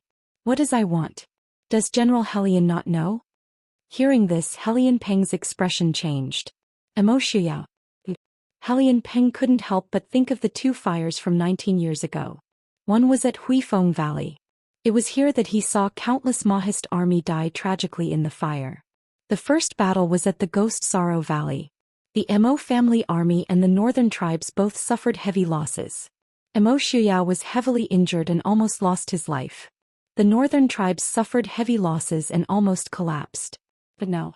Emo Xiuyao actually wanted to. Prince Ding, the seventh prince, has already admitted defeat. Helian Jin was too proud to say the word surrender. He could only follow Yelu Ye's instructions and admit defeat. So what? Emo Xiuyao raised his eyebrows. I have waited for this day for 19 years. In this Huifeng Valley, I will pay tribute to the souls of the Mahist army. So, whether you surrender or not, all northern tribe soldiers who step into Dechu state must die. How could Yelu Yi not understand Emo Xiuyao's intentions after listening to the conversation between the two? Emo Xiuyao actually wanted to burn all of them to death in Huifeng Valley to avenge the Mahist army that died here more than 10 years ago. Yelu Yi only felt a slight pain in his throat. He stepped forward and gritted his teeth. Prince Ding, I have lost. Regardless of life or death, I am at Prince Ding's disposal. However, I hope that Prince Ding will let these northern tribe soldiers go. They were only following orders. Behind Emo Xiuyao, Feng Jiao laughed coldly. What Prince Yelu means is that the people behind you did not kill the innocent people of the Central Plains. Yelu Yi was speechless. The north of Dechu state was filled with rivers of blood. Most of them were the lives of the commoners of Dechu state. 9 out of 10 houses in the north were empty. Under such circumstances, Yelu Yi had no way to argue. Emo Xiuyao laughed coldly and raised his hand. Release the arrows. The surrounding Mahist army drew their bows and arrows rained down. Emo Xiuyao, you have gone too far. Helian Jin roared. Charge out. Even a cornered beast would put up a fight, let alone a human. Although these northern tribe soldiers were already exhausted, they had no choice but to fight in the face of life and death. Their eyes were almost red as they rushed towards the north. Seeing the actions of the northern tribe's army, Emo Xiuyao's lips curled into a cold smile. Feng Jiao waved the black flag in his hand and the Mahist army began to retaliate. However, there was a slight opening in the northwest direction for the remaining northern tribe soldiers to pass through. Emo Xiuyao and the rest did not chase after them. Instead, they stood there calmly and looked in the direction of the northern tribe soldiers. Boom! With a loud explosion, a red light shot into the sky from the northwest direction. In an instant, almost half the sky was dyed red.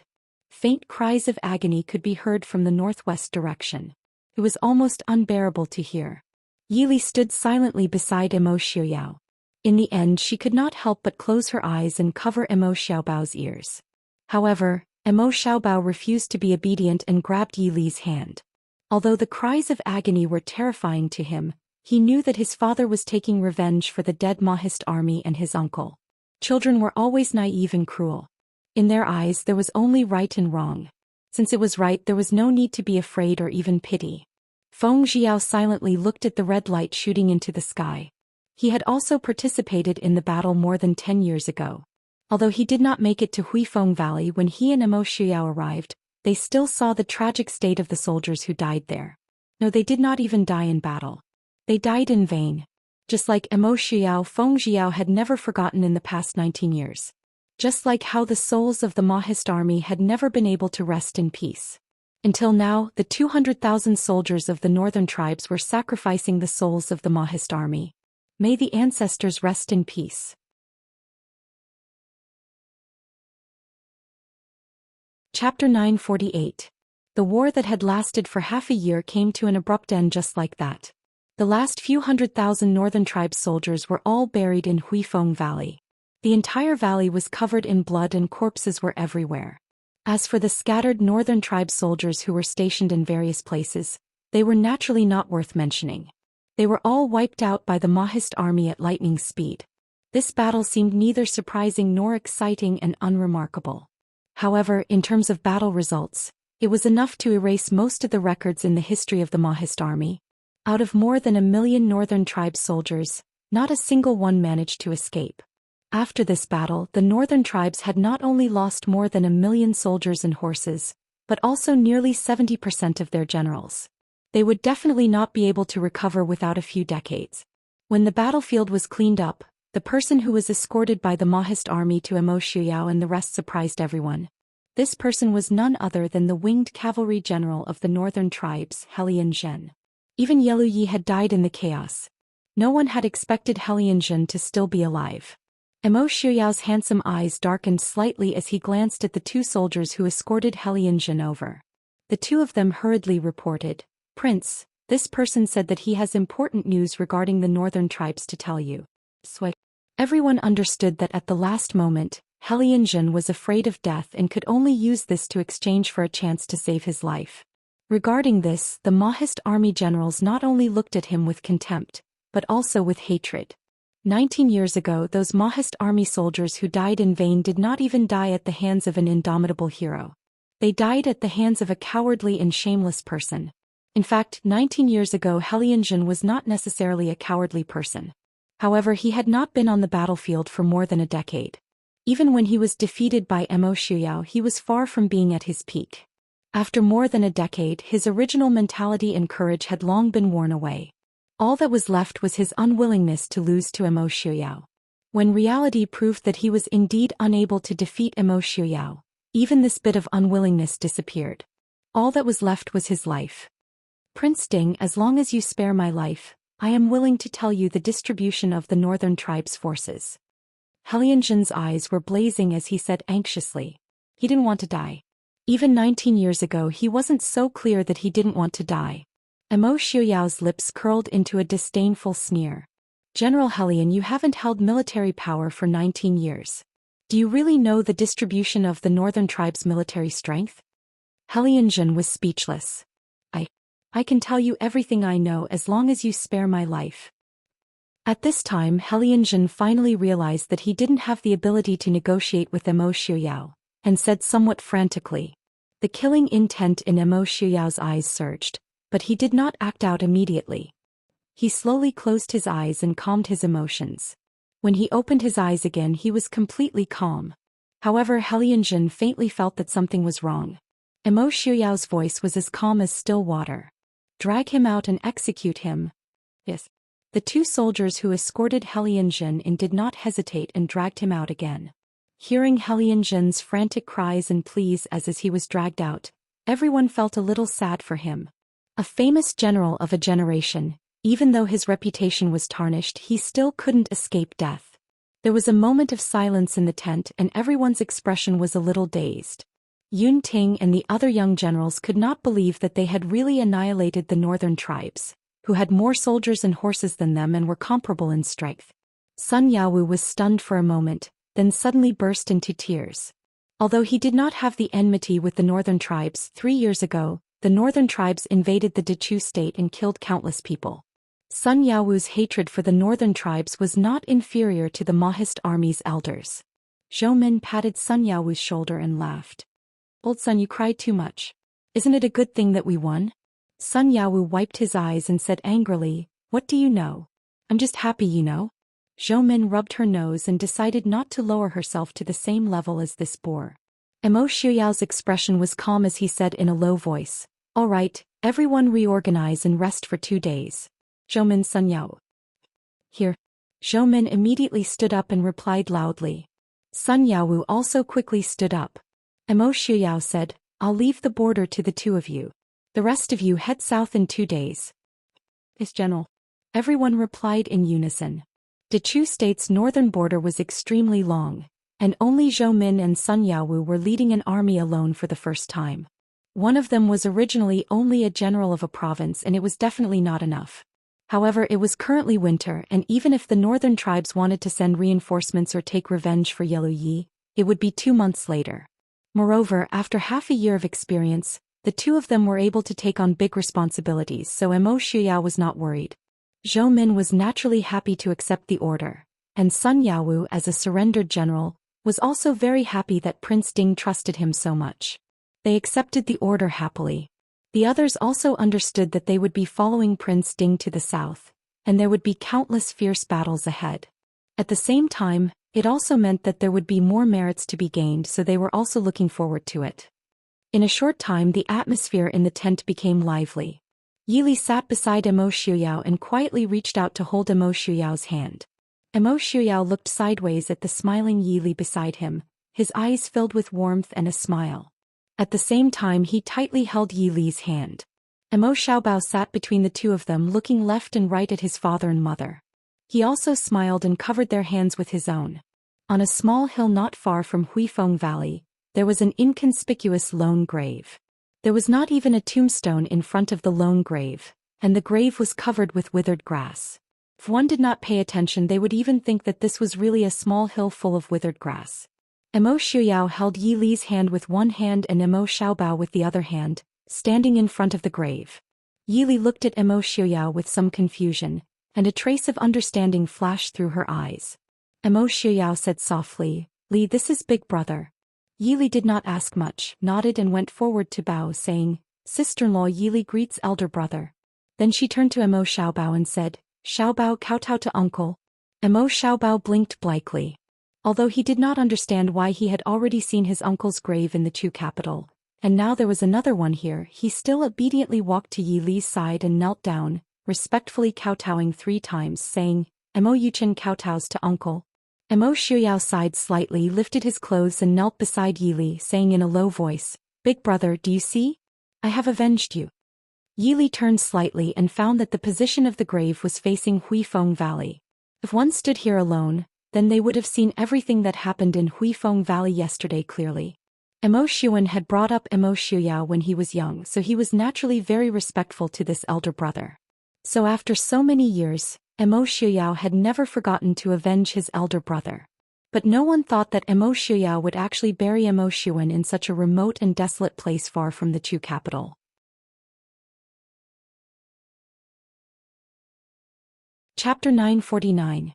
After kowtowing, Emo Xiaoyao helped Yi Li up and sat down at a place not far away from the grave.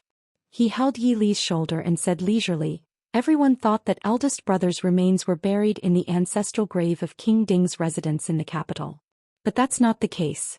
That year when I rushed to the border, Big brother's remains had already been cremated. So I replaced him. Big brother's real remains are buried here. I want him to stay here and watch. One day I will take revenge for him and the soldiers of the Emo family army who died in vain." Yi Li held his hand and smiled, "You did it. Big brother will be very happy." Emo Xiaoyao was a little confused. "I don't know if Big brother will be happy. But Big brother will never come back."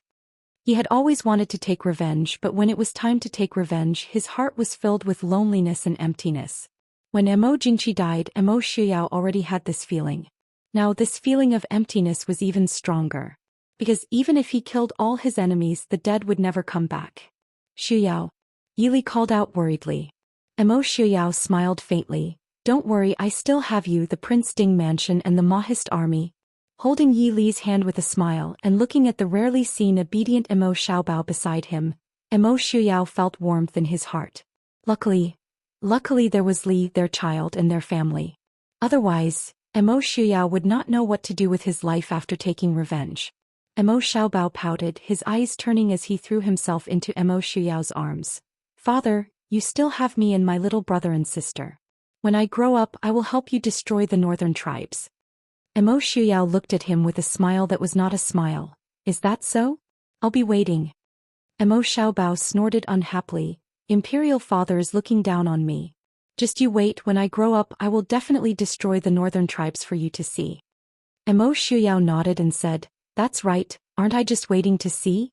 Emo Xiaobao deeply felt that he was being looked down upon by his father. He was so angry that he started shouting. Grabbing onto Emo Shuyao and refusing to let go, Yili couldn't help but smile as she watched the father and son quarrel.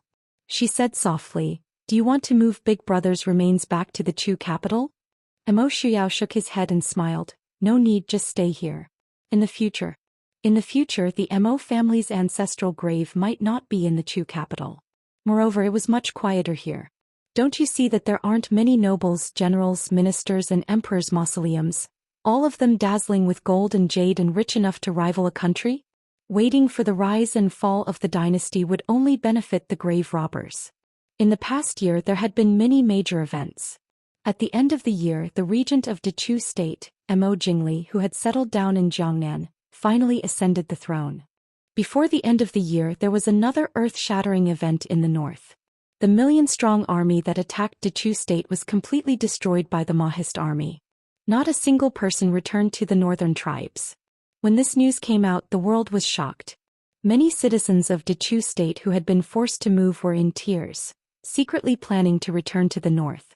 Unfortunately, although the northern tribes had been destroyed, the north was still fighting. The king of Chu, Mo Jingli, who had ascended the throne less than half a month ago, led 700,000 troops to the north, vowing to reclaim the land. At this time, the Xiling army led by Enchanting had already broken through Ruichang and surrounded Wei City. Wei City was in danger. Wei City. On the city gate tower, Marquis Nan and Murongshan sat facing each other, each playing a game of chess. Below the city gate tower, several li away was the Xiling army's camp. Banners could be seen fluttering in the army camp. Even from afar one could feel a monstrous fighting spirit. Murongshan shook his head and helplessly threw down a chess piece, saying, Marquis Nan, you can really keep your composure. I've never liked these things. Marquis Nan looked up and smiled, saying, General Murong, please be patient. Murongshan said impatiently, Ruichang has already been lost. Now that Enchanting's army has surrounded Wei City, we can't do anything. How can I be patient? Marquis Nan smiled, saying, the situation is much better than expected, isn't it? Master, I originally said that it would be good if we could defend Feihong Pass in 3 months. Now it's been more than 2 months and Wei City is still in our hands. This means that the situation is not beyond Prince's expectations. Our military strength is not as good as Enchanting's, and our military strategy is also inferior to his. General Murong, why do you blame yourself? Murongshan sighed and looked at Marquis Nan embarrassedly, saying, it's me who can't bear it. I've been on the battlefield for half my life. It's the first time that I've been suppressed and beaten without any resistance. Murongshan had fought hundreds of battles in his life. Of course, there were victories and defeats. But this was the first time that he had been beaten to the point of being unable to raise his head. It was inevitable that he was upset. Marquis Nan smiled, saying, Enchanting is known as the West Hill War God. In his life he has only been defeated by the former Prince Regent and the current Princess Ding. If it weren't for him, why would Prince take the risk of destroying the northern tribes first so that he could focus on Enchanting? As for Mo Jingli's Dechu state, to be honest, the Mahist army did not really care about it. Half of Dechu state's famous generals were now in the Prince Ding mansion. In these years, they had not heard of any outstanding young generals. Mo Jingli was not inferior to Mo Jingqi's paranoia. He would only firmly hold the military power in his hands to prevent a second Prince Ding mansion from appearing in Dechu state to take away his military power. Murongshan nodded, saying, thank you for your reminder, Marquis Nan. Marquis Nan patted his shoulder and smiled, saying, just relax. No matter what, we have to stay in Wei City until Prince comes back. No matter what, we can't go to Feihong Pass and cause trouble for General Yuan, right? Murongshan nodded and smiled, saying, Marquis Nan is right. Reporting to Marquis Nan, General Murong. There's an urgent message from 800 Li. At the bottom of the city tower, a soldier hurried up and handed over a sealed letter. Marquis Nan took it and opened it. He was overjoyed. Seeing his strange expression, Murongshan quickly asked, "Is there any good news from Prince's side?" Marquis Nan nodded and smiled, saying, "Yes, Prince has wiped out the Northern Tribes' army in Huifeng Valley. He killed the 7th Prince of the Northern Tribes and captured Helianjin alive." Hearing this news, Murongshan was also very excited. Although they had now submitted to the Prince Ding mansion, they were still citizens of Dechu State. Their hatred for the Northern Tribes was no less than anyone else's. Now that they heard the news that Prince Ding had wiped out the Northern Tribes' army, they could not help but feel relieved. Marquis Nan pulled Murongshan back and smiled, saying, "General, it's urgent. Prince will arrive in a few days. But before that, the news can't be leaked." Murongshan understood. He looked up and glanced at the West Hill barracks in the distance and smiled, saying, "Marquis Nan, don't worry. I promise that even a bird won't be able to fly over the top of the city walls." The two of them looked at each other and could not help but stand up and laugh. The soldiers guarding outside heard the laughter of the two commanders. Although they did not know why the two commanders were so happy, they could not help but feel relieved. In the West Hill barracks, Enchanting frowned and looked at the reports in front of him. He glanced at the generals below and asked in a low voice, "Is there any news from the Northern Tribes?" Lei Tingfeng stepped forward and said, "Father, there has been no news from the Northern Tribes in the past few days. Now that the north is bitterly cold, I'm afraid that the Mahist army and the Northern Tribes army are moving slowly. It is normal that there is no news."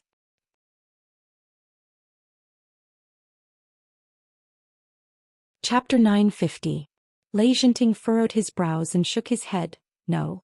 Mo Xiuyao knew that Mo Jingli's army would not come near, but he still dared to go to the north. He definitely would not drag his feet. "I'm afraid the Northern Tribes have already met with a problem." "Father, you mean?" Lei Tingfeng paused and said, "The Northern Tribes' military strength is not weaker than the Mahist army. In fact, they are even stronger. Even if Mo Xiuyao wants to completely defeat the Northern Tribes, he will not be able to do so without a few months." Enchanting shook his head and looked at Lei Tingfeng with some regret. "Tingfeng, you are good at everything, but you are always stuck to common sense and do not dare to indulge in wild fantasies." Lei Tingfeng's face was a little awkward and he asked in confusion, "Indulging in wild fantasies? Is that a good thing?" Enchanting laughed. "If you can't do it, then you are indulging in wild fantasies. If you can do it, then you are strategizing." "Father, you believe that Mo Xiuyao can defeat the Northern Tribes in 2 short months? But they have already dragged on for a few months and only won by a small margin." Lei Tingfeng furrowed his brows and said. Enchanting pondered and frowned, "So I suspect that Mo Xiuyao was hiding his strength on purpose." Although the Mahist army's performance last year was not bad, but compared to their previous results, it can be said that their performance was average or even a huge drop in standard. "Then if the Northern Tribes really lose?" Lei Tingfeng furrowed his brows and said. Enchanting said, "Then it will be our turn to face Mo Xiuyao head-on. Now that Mo Jingli's army has arrived, even if Mo Xiuyao returns, our chances of winning will still be higher. Furthermore, I would rather face Mo Xiuyao head-on than be schemed against in the dark." Only when she looked back and thought about it carefully could she see what kind of chess game Mo Xiuyao had set up. Every time he thought about it, Enchanting felt a burst of fear and trepidation. The situation of the world in the past few years, the many battles, the changes in the power structure had long been under Mo Xiuyao's control. In other words, the current situation of the world was going according to Mo Xiuyao's expectations. How could such intelligence and ability not be frightening? No wonder the Emperor of Dechu State was so secretive about the Prince Ding mansion and was so afraid of it. Father is right. Then we should attack Wei City with all our might. If we can take Fei Hong Pass before Mo Xiuyao returns, we will have the upper hand, Lei Tingfeng said. Enchanting nodded and smiled. "That's right. As for Mo Jingli, send someone to tell him not to keep thinking about the Chu capital. Even if he takes the Chu capital now, he won't be able to hold it. Have him lead his army to the west and flank us from the north. This will prevent Mo Xiuyao from defeating us one by one." In the end, Enchanting was still worried about the abilities of the Dechu State's generals. As the Genom King of Gojoseon of Xiling, he didn't need to care about the lives of the people of Dechu State. But now they were in an alliance. They were bound together for good or ill. Enchanting couldn't help but worry. His father. Lei Tingfeng nodded and accepted the order. With Lei Jinting's order, the attack on Wei City became even more intense. Even Nan Ho and Murong Shen, who had been bitterly holding on, felt that they couldn't hold on any longer. Standing on top of the city gate tower and looking at the rivers of blood below, the soldiers on top of the city gate also looked exhausted. The Mahist army stationed at Wei City repelled another attack from the Shilling army. But they all knew that the Shilling army wouldn't retreat so easily. After a short rest, they would charge again. Murong Shen stood on top of the city gate tower and looked at the Shilling army not far away. He narrowed his eyes and said, "Is Lei Jinting crazy? He's been attacking non-stop for the past few days. Even if he takes Wei City, he will suffer heavy losses." Nan Ho sighed and said, "Lei Jinting probably already knows that the prince is coming back soon." Murong Shen frowned. Nan Ho smiled and said, "Even if we block the news, he will still be suspicious if he doesn't receive any news.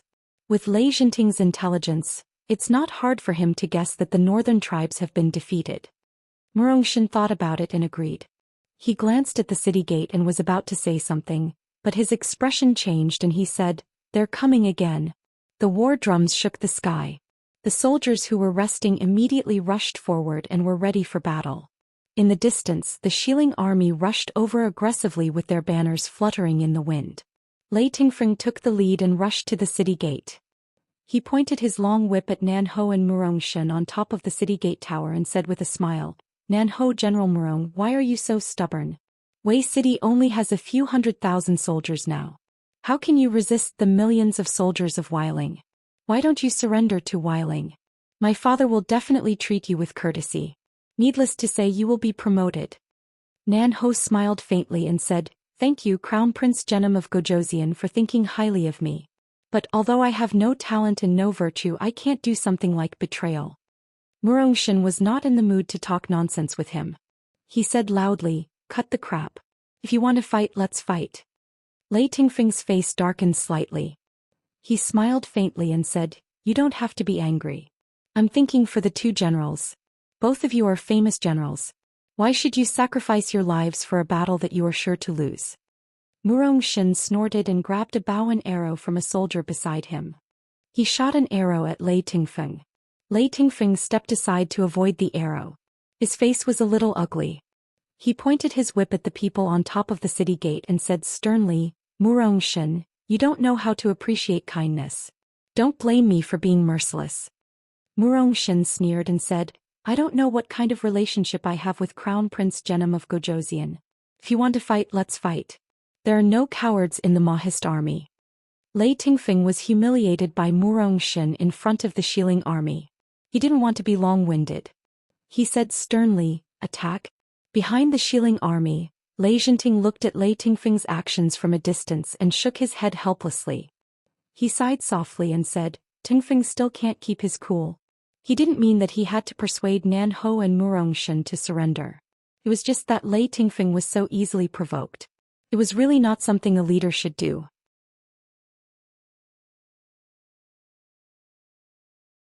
Chapter 951. It was another hard battle.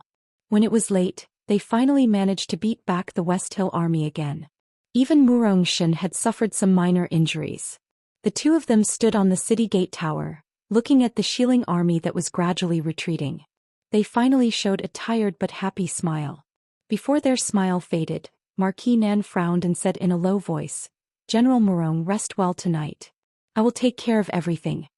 Murong Shen was tired and injured after days of hard work. If he didn't rest, he would really fall. Murong Shen frowned and glanced at the West Hill camp in the distance. "I'm afraid that the West Hill army will launch another sneak attack tonight." In the past 2 days, the West Hill army's attacks had obviously become fiercer and more impatient. After days of hard fighting, the defenders of the Acropolis were almost at their limit. If the Shilling army attacked a few more times, the Acropolis would not be able to withstand it. Marquis Nan smiled faintly, "Don't worry. Don't you have me? General Murong, don't worry and go rest." Murong Shen also understood Marquis Nan's good intentions and nodded, "Then I'll have to trouble you." Marquis Nan nodded and smiled faintly. In the Shilling army's tent, Lei Tingfeng checked the wound on his arm and frowned. "I didn't expect Marquis Nan and Murong Shen to be so good at fighting. In today's fierce battle, not only was Murong injured, even Lei Tingfeng was slightly injured in the chaos. However, it was not a big deal. Lei Jinting was not surprised and said indifferently, Marquis Nen was also a famous general in the Dechu state and was conferred the title of Marquis because of his military achievements. When Murong was young, he was one of the best generals under Mo Lufeng. With the two of them working together, you can't break the Acropolis in a short time. Hearing Lei Jinting's words, Lei Tingfeng's face showed a trace of uneasiness. He said, Father, please advise me. Looking at Lei Tingfeng, Lei Jinting sighed helplessly. Although he only had one son, Lei Tingfeng, but compared to Mo Lufeng, he clearly did not know how to teach his son. It wasn't that Lei Tingfeng wasn't outstanding, it was just that compared to Mo Shuyao, he wasn't outstanding enough. However, it was also because of this that people felt even more dissatisfied and depressed. Lei Tingfeng didn't have it easy either. He was about the same age as Mo Shuyao, but very few people would compare him to Mo Shuyao. It was because he didn't have the right to do so. Lei Jinting said, Marquis Nan and Murong are already at the end of their rope. As long as you speed up the siege, you will definitely be able to take Wei City before Mo Shuyao comes back. You don't have to worry about that. But, you want to subdue Marquis Nan and Murong? Lei Tingfeng's heart skipped a beat. He lowered his head and said, Son just thinks that these two are rare talents. Lei Jinting smiled helplessly and waved his hand. It's not that Father doesn't agree with you subduing some capable people for your own use. But, I want to see what kind of people you want. You can't control Marquis Nan and Murong. Lei Tingfeng raised his eyebrows, his face showing a trace of unwillingness. Lei Jinting said indifferently, these two people can be called famous generals who have been through hundreds of battles. Murong is arrogant. If you want to subdue him, you have to have the ability that is absolutely stronger than him. He was also Mo Liufeng's old subordinate, so he naturally has a good impression of the Maoist army. Now that he has returned to the Maoist army, he will only be more loyal. Moreover, Murong only daughter is married to Leng Huai's second son, Leng Haoyu. And Leng Haoyu is Mo Shuyao's trusted aide, second only to Feng Zhiyao. Under these circumstances, do you think Murong will be loyal to you? As for Marquis Nan, he was even more difficult to deal with than Murong, although he had been quiet for years and was not well known. Although he has not been famous for many years, his arrogance in his youth is no less than Murong. Therefore, defecting to the enemy at the last minute will never happen to them. Lei Tingfeng's uninjured hand clenched tightly. In fact, it was not that he did not understand his father's words. But in his ears, there was another layer of meaning. He was not capable enough, so he could not subdue Murong and Marquis Nan. Hearing his father say this in Lei Tingfeng's heart, it was no different from his father saying he was incompetent to his face. I am incompetent, father, please forgive me. Lei Tingfeng lowered his eyes and said in a low voice. Seeing him like this, Lei Jinting could only sigh. After a while he said, it's not your fault, don't think so much. Right now the most important thing is to take Acropolis. Lei Tingfeng adjusted his expression and nodded, don't worry father, I know what to do. In the middle of the night, Acropolis stood in the middle of the vast wilderness, looking somewhat lonely. Under the night sky, the Maoist army soldiers stood on top of the city gate tower, steadfastly guarding this small city. In the darkness, a group of people quietly approached the city wall. A man in black quietly climbed up the city gate tower. Whoosh! An arrow shot out from the darkness, and the man in black who had climbed up the wall fell to the ground with a muffled groan. A light lit up on top of the city wall, and the originally quiet city immediately became lively again. In a moment, the sound of fighting and the smell of blood filled the entire wilderness. This night attack lasted until dawn. The Maoist army soldiers who had been bitterly fighting for several days, finally couldn't hold on any longer. Heavy logs smashed open the gates of Acropolis. After a bitter battle, both sides suffered heavy losses. At dawn, Marquis Nan finally ordered the Maoist army soldiers to withdraw from Acropolis. Lei Tingfeng, who was leading the troops into the city, looked at the sound of the Maoist army leaving. A cold light flashed in his eyes and he ordered in a deep voice, chase. Whoever obtains the heads of Marquis Nan and Murong will be rewarded with 10,000 taels of gold. Prince's orders. The general following Lei Tingfeng hesitated for a moment, and couldn't help but advise him in a low voice. Lei Tingfeng's gaze was like a knife and he coldly said, I's the one leading the troops now. I will explain to father later. The Mahist army has fled, and our troops should take advantage of their high morale to pursue them. But, Lei Tingfeng sternly said, shut up. This is I's order. Helpless, the general could only nod and agree. This general obeys. Lei Tingfeng took the lead, leading the Xiling army through Acropolis, and continued to pursue the retreating Mahist army. Not long after, Lei Jinting arrived at Acropolis, but he didn't see Lei Tingfeng. His expression darkened and he asked, "Where is Prince?" The generals looked at each other for a while before one of them stepped forward and reported, "Your Highness, the Crown Prince led the army to chase after Marquis Nan and Murong Shen." Hearing this, Lei Jinting's expression changed and he heavily slammed his hand on the desk, angrily saying, "How dare you? I told him not to act rashly." The general said awkwardly, "But Prince." Lei Jinting sighed helplessly as he looked at the helpless faces of the generals below. Lei Tingfeng was the Prince of Genom of Gojoseon, and the only heir of Zhennan Palace. These generals naturally didn't dare to disobey his orders, and if he insisted on doing something, they naturally didn't dare to stop him. Lei Jinting was a genius and he only needed to think a little to understand the reason why Lei Tingfeng suddenly acted so impulsively. It was because of his previous advice. He was afraid that Lei Tingfeng didn't listen to his advice, and instead thought that he, as a father, underestimated his ability.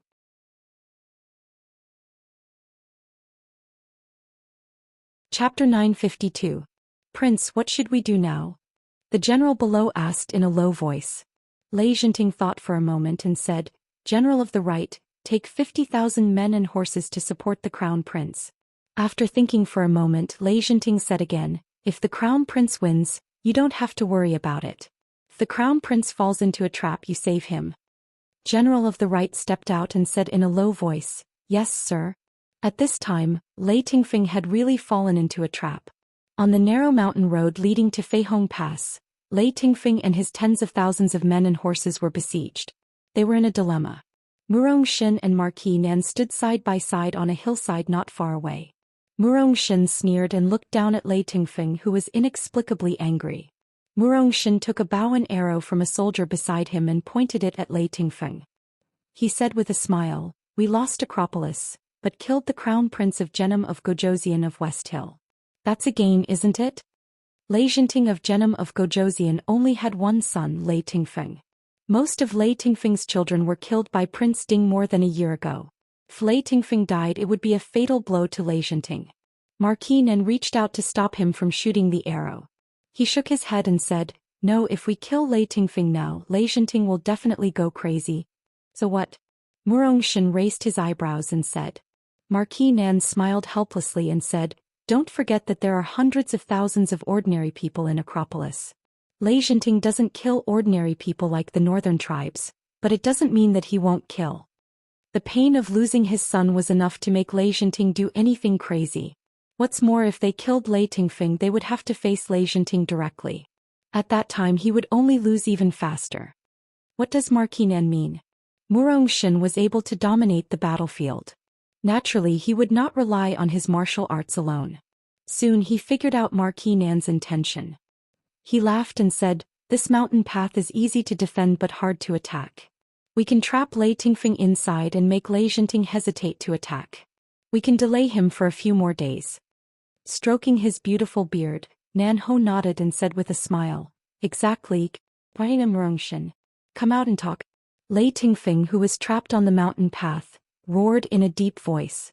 He really did not expect that Marquis Nan and Murong Shen would still have some strength left when they retreated from Wei City. He rashly led less than 100,000 troops to chase after them, and actually fell into their trap. In fact, it was already a mistake for him to rashly enter such a narrow mountain path. After calming down, Lei Tingfeng secretly regretted his impulsiveness. Murong Shen laughed loudly and said, "Prince Genom of Gojoseon, I did not expect that we would meet again so soon."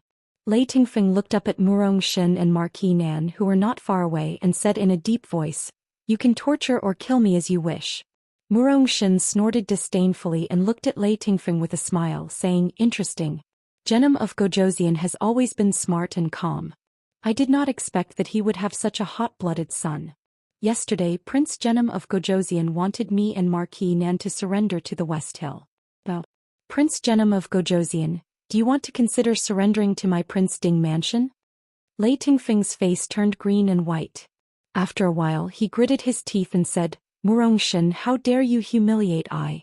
Marquis Nan smiled kindly and said, Prince Lei, what you said yesterday was no different from a humiliation to me and General Murong. Since we all know that it is impossible, why did you say it? Lei Tingfeng was silent. Murongshen smiled and said, Isn't that because Prince Genom of Gojosian was confident that he could defeat us? But he did not expect that every dog has its day. Now he is the one who is besieged. What a pity.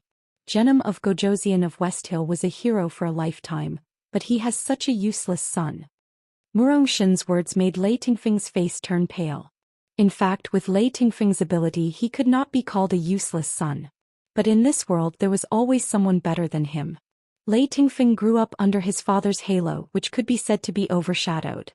In this way Murongshen's unintentional ridicule became a weight that he could not bear. Lei Tingfeng smiled bitterly and said, General Murong is right. My father has been wise all his life, but he only has me, a useless son. I have really lost my father's face. I have been defeated like this, how can I face the soldiers of West Hill? As he said, he raised the long sword in his hand and was about to cut his neck. Murongshen was also stunned. He did not expect that his casual words could make Lei Tingfeng so determined to die. Was the son of Genom of Gojosian so weak? Leng Haoyu had been called a foppish son, a useless son and a libertine since he was young, but he was still alive and kicking. Bang! The guard beside Lei Tingfeng hurriedly pulled out his sword to block Lei Tingfeng's sword. He shouted, Your Highness, Murongshen is talking nonsense. You don't have to take it to heart. How can you face the prince if you lose your life so easily? You are the only heir of Zhennan Palace. Lei Tingfeng stared blankly at the long sword in his hand, lost in thought. In fact, he just pulled out the sword to commit suicide because of a moment of impulse and sadness. At this time, when he came back to his senses and looked at the sword in his hand, he felt a chill in his heart. Murongshen was relieved to see that Lei Tingfeng was fine. He sneered loudly and said, Now I know that the Crown Prince of Genom of Gojosian is actually a coward who avoids failure. Lei Tingfeng immediately calmed down. He said in a low voice, Thank you for your advice, General Murong. I was confused for a moment. This time this Crown Prince has lost, but this Crown Prince will definitely not let this matter rest. If I leave this place alive, I will take revenge. Murongshen looked at Lei Tingfeng, who had a determined face below, and laughed. This guy is a little interesting. Marquis Nan laughed. He was protected too well by Genom of Gojosian. If he can survive this, he must have made a lot of progress. Not long after, the general of the right of West Hill led the troops and arrived. Naturally, there was another fierce battle between the two sides. Although the Mahist army was tired, they were evenly matched with the Shilling army by taking advantage of the terrain. They held on for a day and a night on this small mountain path. The next morning, when Lei Tingfeng finally broke out of the encirclement of the Mahist army and met with the reinforcements of West Hill, the reinforcements of the Mahist army arrived. There were not many reinforcements of the Mahist army. There were only 4 or 5 people. The two in front were Mo Xiuyao and Yi Li in white. Even Mo Xiuyao was sitting on the back of his horse, drowsy Mo Xiaobao. Behind them were Feng Zhiyao, Yun Ting and Zhuo Jing. Although he did not see the reinforcements, Lei Tingfeng did not dare to act rashly. Marquis Nan and Murongshen were relieved when they saw Mo Xiuyao and the others. Greetings, Prince. We failed to defend the city. Please forgive us, Prince. Mo Xiuyao waved his sleeves and stopped the two who were about to kneel down and beg for forgiveness. You have done your best. Don't blame yourselves. Mo Xiuyao smiled as he looked at Lei Tingfeng, who was glaring at him like a tiger watching its prey, and said, Young Master Lei, do you want to leave by yourself, or do you want to stay and reminisce with this prince?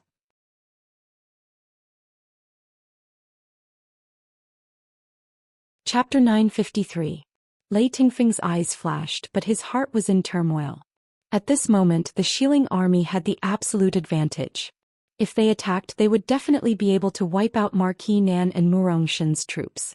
But, if Mo Xiuyao and Yi Li appeared here, would they not bring any reinforcements? Lei Tingfeng did not believe it. But if Mo Xiuyao really did not bring any reinforcements, then he would have missed a great opportunity to avenge his humiliation. With all kinds of torment in his heart, Lei Tingfeng stared at Emo Shuyao, also in a dilemma. After a long time he still did not dare to gamble. He sighed and said in a low voice, "I greet your Highness Prince Ding. I did not expect your Highness Prince Ding to arrive in time." Emo Shuyao smiled and said, "Prince Lei, you flatter me. I was just lucky. If I could arrive before your Highness took Wei City, then it would be considered timely. Your Highness now, are you planning to fight with I?" Lei Tingfeng forced a smile and said, "I admit that I am not Prince's opponent. Moreover, both sides are already very tired. Why not fight another day?" Emo Shuyao pondered for a moment, then finally nodded and said, "In that case, your Highness, please." Lei Tingfeng's face darkened. He nodded and said, "I will take my leave." Watching Lei Tingfeng leave with his army, Murongshen raised his eyebrows and said, "How many reinforcements did Prince Ding bring?" The current situation was very clear. Their troops were absolutely no match for Lei Tingfeng. For Lei Tingfeng to leave at this time, it was clear that he was afraid of Prince Ding's reinforcements. Emo Shuyao said lightly, "The reinforcements are still 100 miles away. I only brought a few people." That Lei Tingfeng. He thought that I brought a lot of people, but I lied to him that I didn't bring anyone. However, he really didn't bring anyone with him. Therefore, while it wasn't good for a general to be too impulsive, it wasn't good to be too cautious either. However, Lei Tingfeng's choice to leave at this time was not bad. Even though Emo Shuyao did not bring any troops with him, killing Lei Tingfeng in the midst of the chaos was still a simple task. Acropolis, Genom of Gojoseon's study room. Lei Tingfeng knelt on the ground in silence. Lei Jinting concentrated on the booklet in his hand, as if he did not see the person kneeling on the ground. After a long time, Lei Jinting finished reading the thick stack of booklets in his hands. Only then did he raise his head to glance at Lei Tingfeng and say, "Get up." Lei Tingfeng lowered his eyes and said, "Your son acted rashly and was greedy for merit. He almost fell into the hands of the Prince Ding mansion. Father, please punish me." "Punish?" Lei Jinting sneered and said, "I only said a few words to you and you rushed to your death. How could I dare punish you?"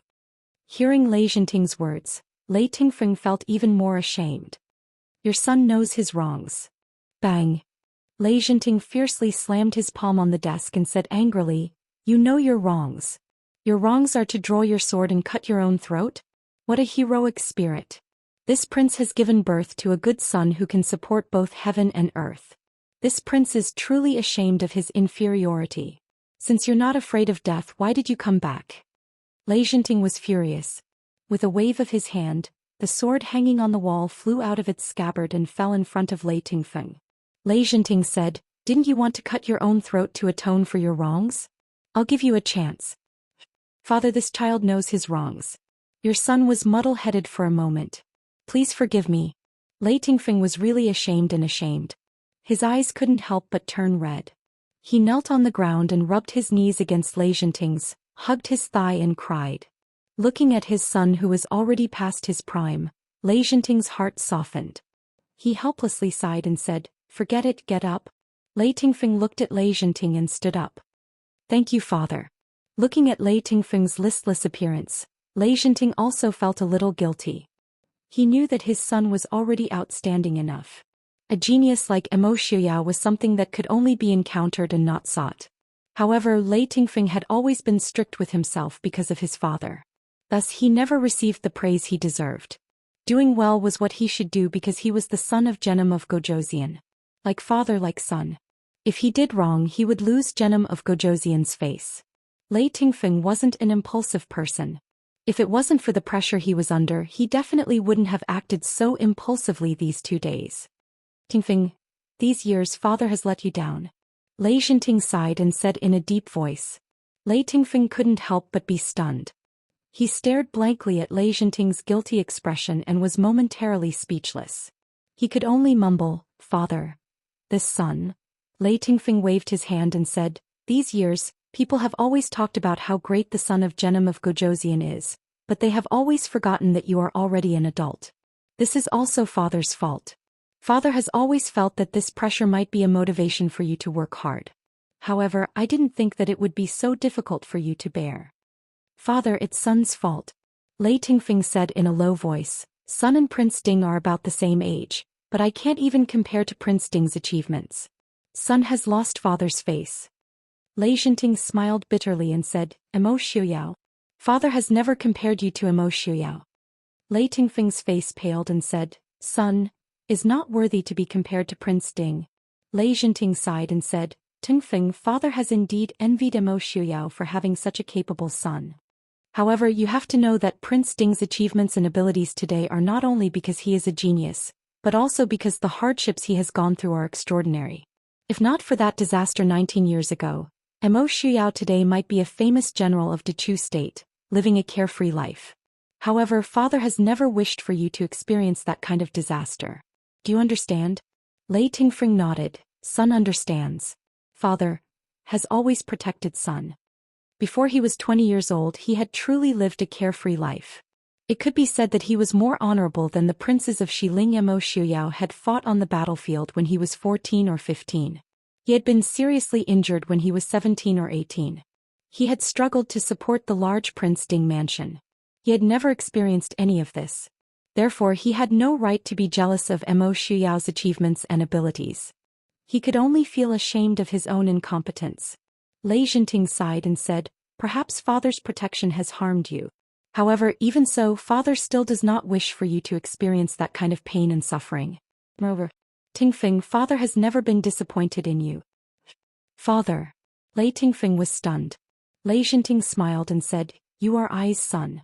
I think that you are already very good. Father, Sun understands. Lei Tingfeng lowered his eyes and hid the tears in his eyes. He said in a low voice, Sun will not disappoint father.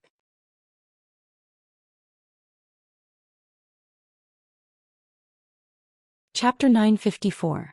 Lei Jinting looked at his son in front of him with gratification. Although it was a little inappropriate for a man in his 30s to still have red eyes, this was the truest expression that Lei Tingfeng had shown in front of him in all these years. Walking in front of Lei Tingfeng, Lei Jinting patted him on the shoulder and nodded. Father believes that you will not disappoint me. Sit down and tell me about Emo Xiuyao. Previously, Lei Jinting was furious because of Lei Tingfeng's suicide, so he did not have time to discuss with him the sudden appearance of Emo Xiuyao and the others. Lei Jinting himself wasn't sure if protecting Lei Tingfeng all these years was a good thing for his son's future. But as a father, he couldn't force his son to go through some disasters that ordinary people couldn't bear just for the sake of his son's success. Lei Jinting was obsessed with winning against the Prince Ding mansion and Emo Lufeng, but he had never thought of forcing this obsession onto his son. Lei Tingfeng nodded and walked to the side to sit down. He recounted in detail how he saw Emo Xiuyao on the battlefield. Hearing him finish, Lei Jinting sighed slightly and said, Tingfeng, you were deceived by Emo Xiuyao. He did not have time to bring back the troops.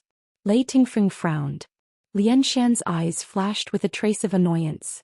Compared to Prince Ding, there was still a big difference. Lei Jinting looked at him with a smile and said, But you don't have to be sad. I am glad that you did not impulsively lead the troops to attack. Even if they destroyed Nan Ho and Murongshan's Mahist army, it would only be a small victory. It could even be said that it would not affect the overall situation, but it would definitely not be able to hurt Emo Xiuyao. However, in a fit of rage, Emo Xiuyao could easily kill Lei Tingfeng. Such an exchange was not worth it for the West Hill and Jinan Palace. Lei Tingfeng looked at Lei Jinting in confusion, but he quickly understood. With Emo Xiuyao's martial arts, killing him was a simple matter. Looking at his father's smiling eyes, Lei Tingfeng lowered his head apologetically. This son has made father worry. Lei Jinting nodded in relief. Lei Tingfeng would not act impulsively in the future if he could think things through. As long as he could remain calm with his ability, it would not be a problem for him to stay alive. Alright, it's good that you're alright. It was all thanks to you that we were able to take down Acropolis. Right now, both the Dechu State and West Hill are pressuring us. Our army has also taken down Ruichang and Acropolis. Right now we still have the advantage, Lei Jinting said. Lei Tingfeng nodded. Father, are you worried about Emo Jingli? If our army can restrain Prince Ding and most of the generals of the Mahist army, Emo Jingli should be able to handle it. The Mahist army was indeed full of famous generals, but there were too many places that the Mahist army needed to defend. One of the original 3 generals of the Mahist army, Zhang Qilon, had been guarding the former emperor of Shilin City to assist 4th young Master Su in governing West Hill. He could not return to participate in the war. Leng Huai also had to guard the Chu capital to deter the northerners from going back on their word. General Yuan Pei was already old. He could defend the city, but he did not have enough energy to mount a horse and kill the enemy. As a result, the Mahist army only had Marquis Nan, Lu Jingxian, Murongshin, and a few others left. As for Yun Ting, Zhou Min, He Su, and a few other rising stars, their future might be bright, but at present they might not be able to compete with the old generals of West Hill. After all, a genius like Emo Xiuyao who could sweep through the various countries at the age of 10 was an anomaly even in the Prince Ding mansion. Lei Zhenting frowned. Don't forget there's still Yi Li. Lei Tingfeng raised his eyebrows. He had indeed forgotten about Yi Li, but this woman was the most unforgettable. Although she usually did not reveal her talents, her battle achievements were not inferior to any of the current famous generals.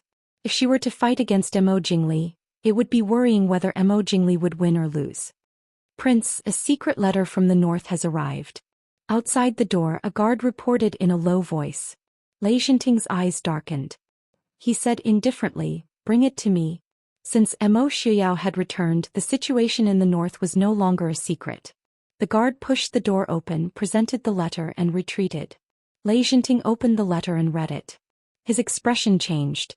In the end, he just sighed and passed the letter to Lei Tingfeng. Lei Tingfeng took the letter and read it with some doubt. His expression suddenly changed. He said in horror, Mo Xiuyao actually wiped out the entire northern tribe's army. Yelu Yi and Helianjin are both dead. Looking at the final battle between the Mahist army and the northern tribes, Lei Tingfeng's emotions were still very complicated even though the knot in his heart had been untied. To be honest, from Lei Tingfeng's point of view, he really could not see what was so special about this battle. It could be said that this was an extremely unusual night attack. However, it still managed to wipe out the northern tribe's army that had swept through the entire northern Dechu state 2 to 3 years ago. He raised his head to look at Lei Zhenting. Lei Zhenting stood in front of the map and pondered for a moment. Then he pointed at a certain point on the map and asked, "Where is this place?" Huifeng Valley. Lei Zhenting said, "This is the place where the Mahist army was defeated 19 years ago. Not far from here is where Mo Xiuan died." Lei Tingfeng was stunned. Very quickly he took in a deep breath and said, "Father, are you saying that Prince Ding purposely led the northern tribe's army to Huifeng Valley to wipe them out? In fact, he already had the ability to wipe out the northern tribe's army before this?" Mo Xiuyao was. Lei Tingfeng said indifferently, "That might not be the case. If not for the fact that the Mahist army had been holding back for half a year, Yelu Yi would have been able to wipe out the northern tribe's army. How could he have let Yelu Yi believe that the Mahist army was only on par with the northern tribe's army? How could he have let Yelu Yi down his guard and thought that he could attack the Mahist army camp at night?" Lei Tingfeng nodded. Father's analysis was not wrong. However, Mo Xiuyao was able to watch Ruichangwei City fall and drag out the time to wipe out the northern tribe's army at Huifeng Valley. His courage was enough to make one gasp in admiration. When this battle was announced to the world, the prestige of the Mahist army and the Prince Ding mansion would definitely rise again. The morale of the Mahist army would definitely be higher than it was now. When facing the Western Tomb and the Dechu State army, they would not have the slightest doubt or fear. Lei Zhenting sighed and said, "Tengfeng, immediately set out to see Mo Jingli.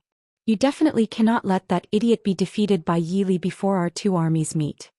In other words, Lei Zhenting was already certain that Yi Li would definitely go to stop the Dechu State army. Lei Tingfeng frowned and said, "Mo Jingli is a stubborn and self-opinionated person.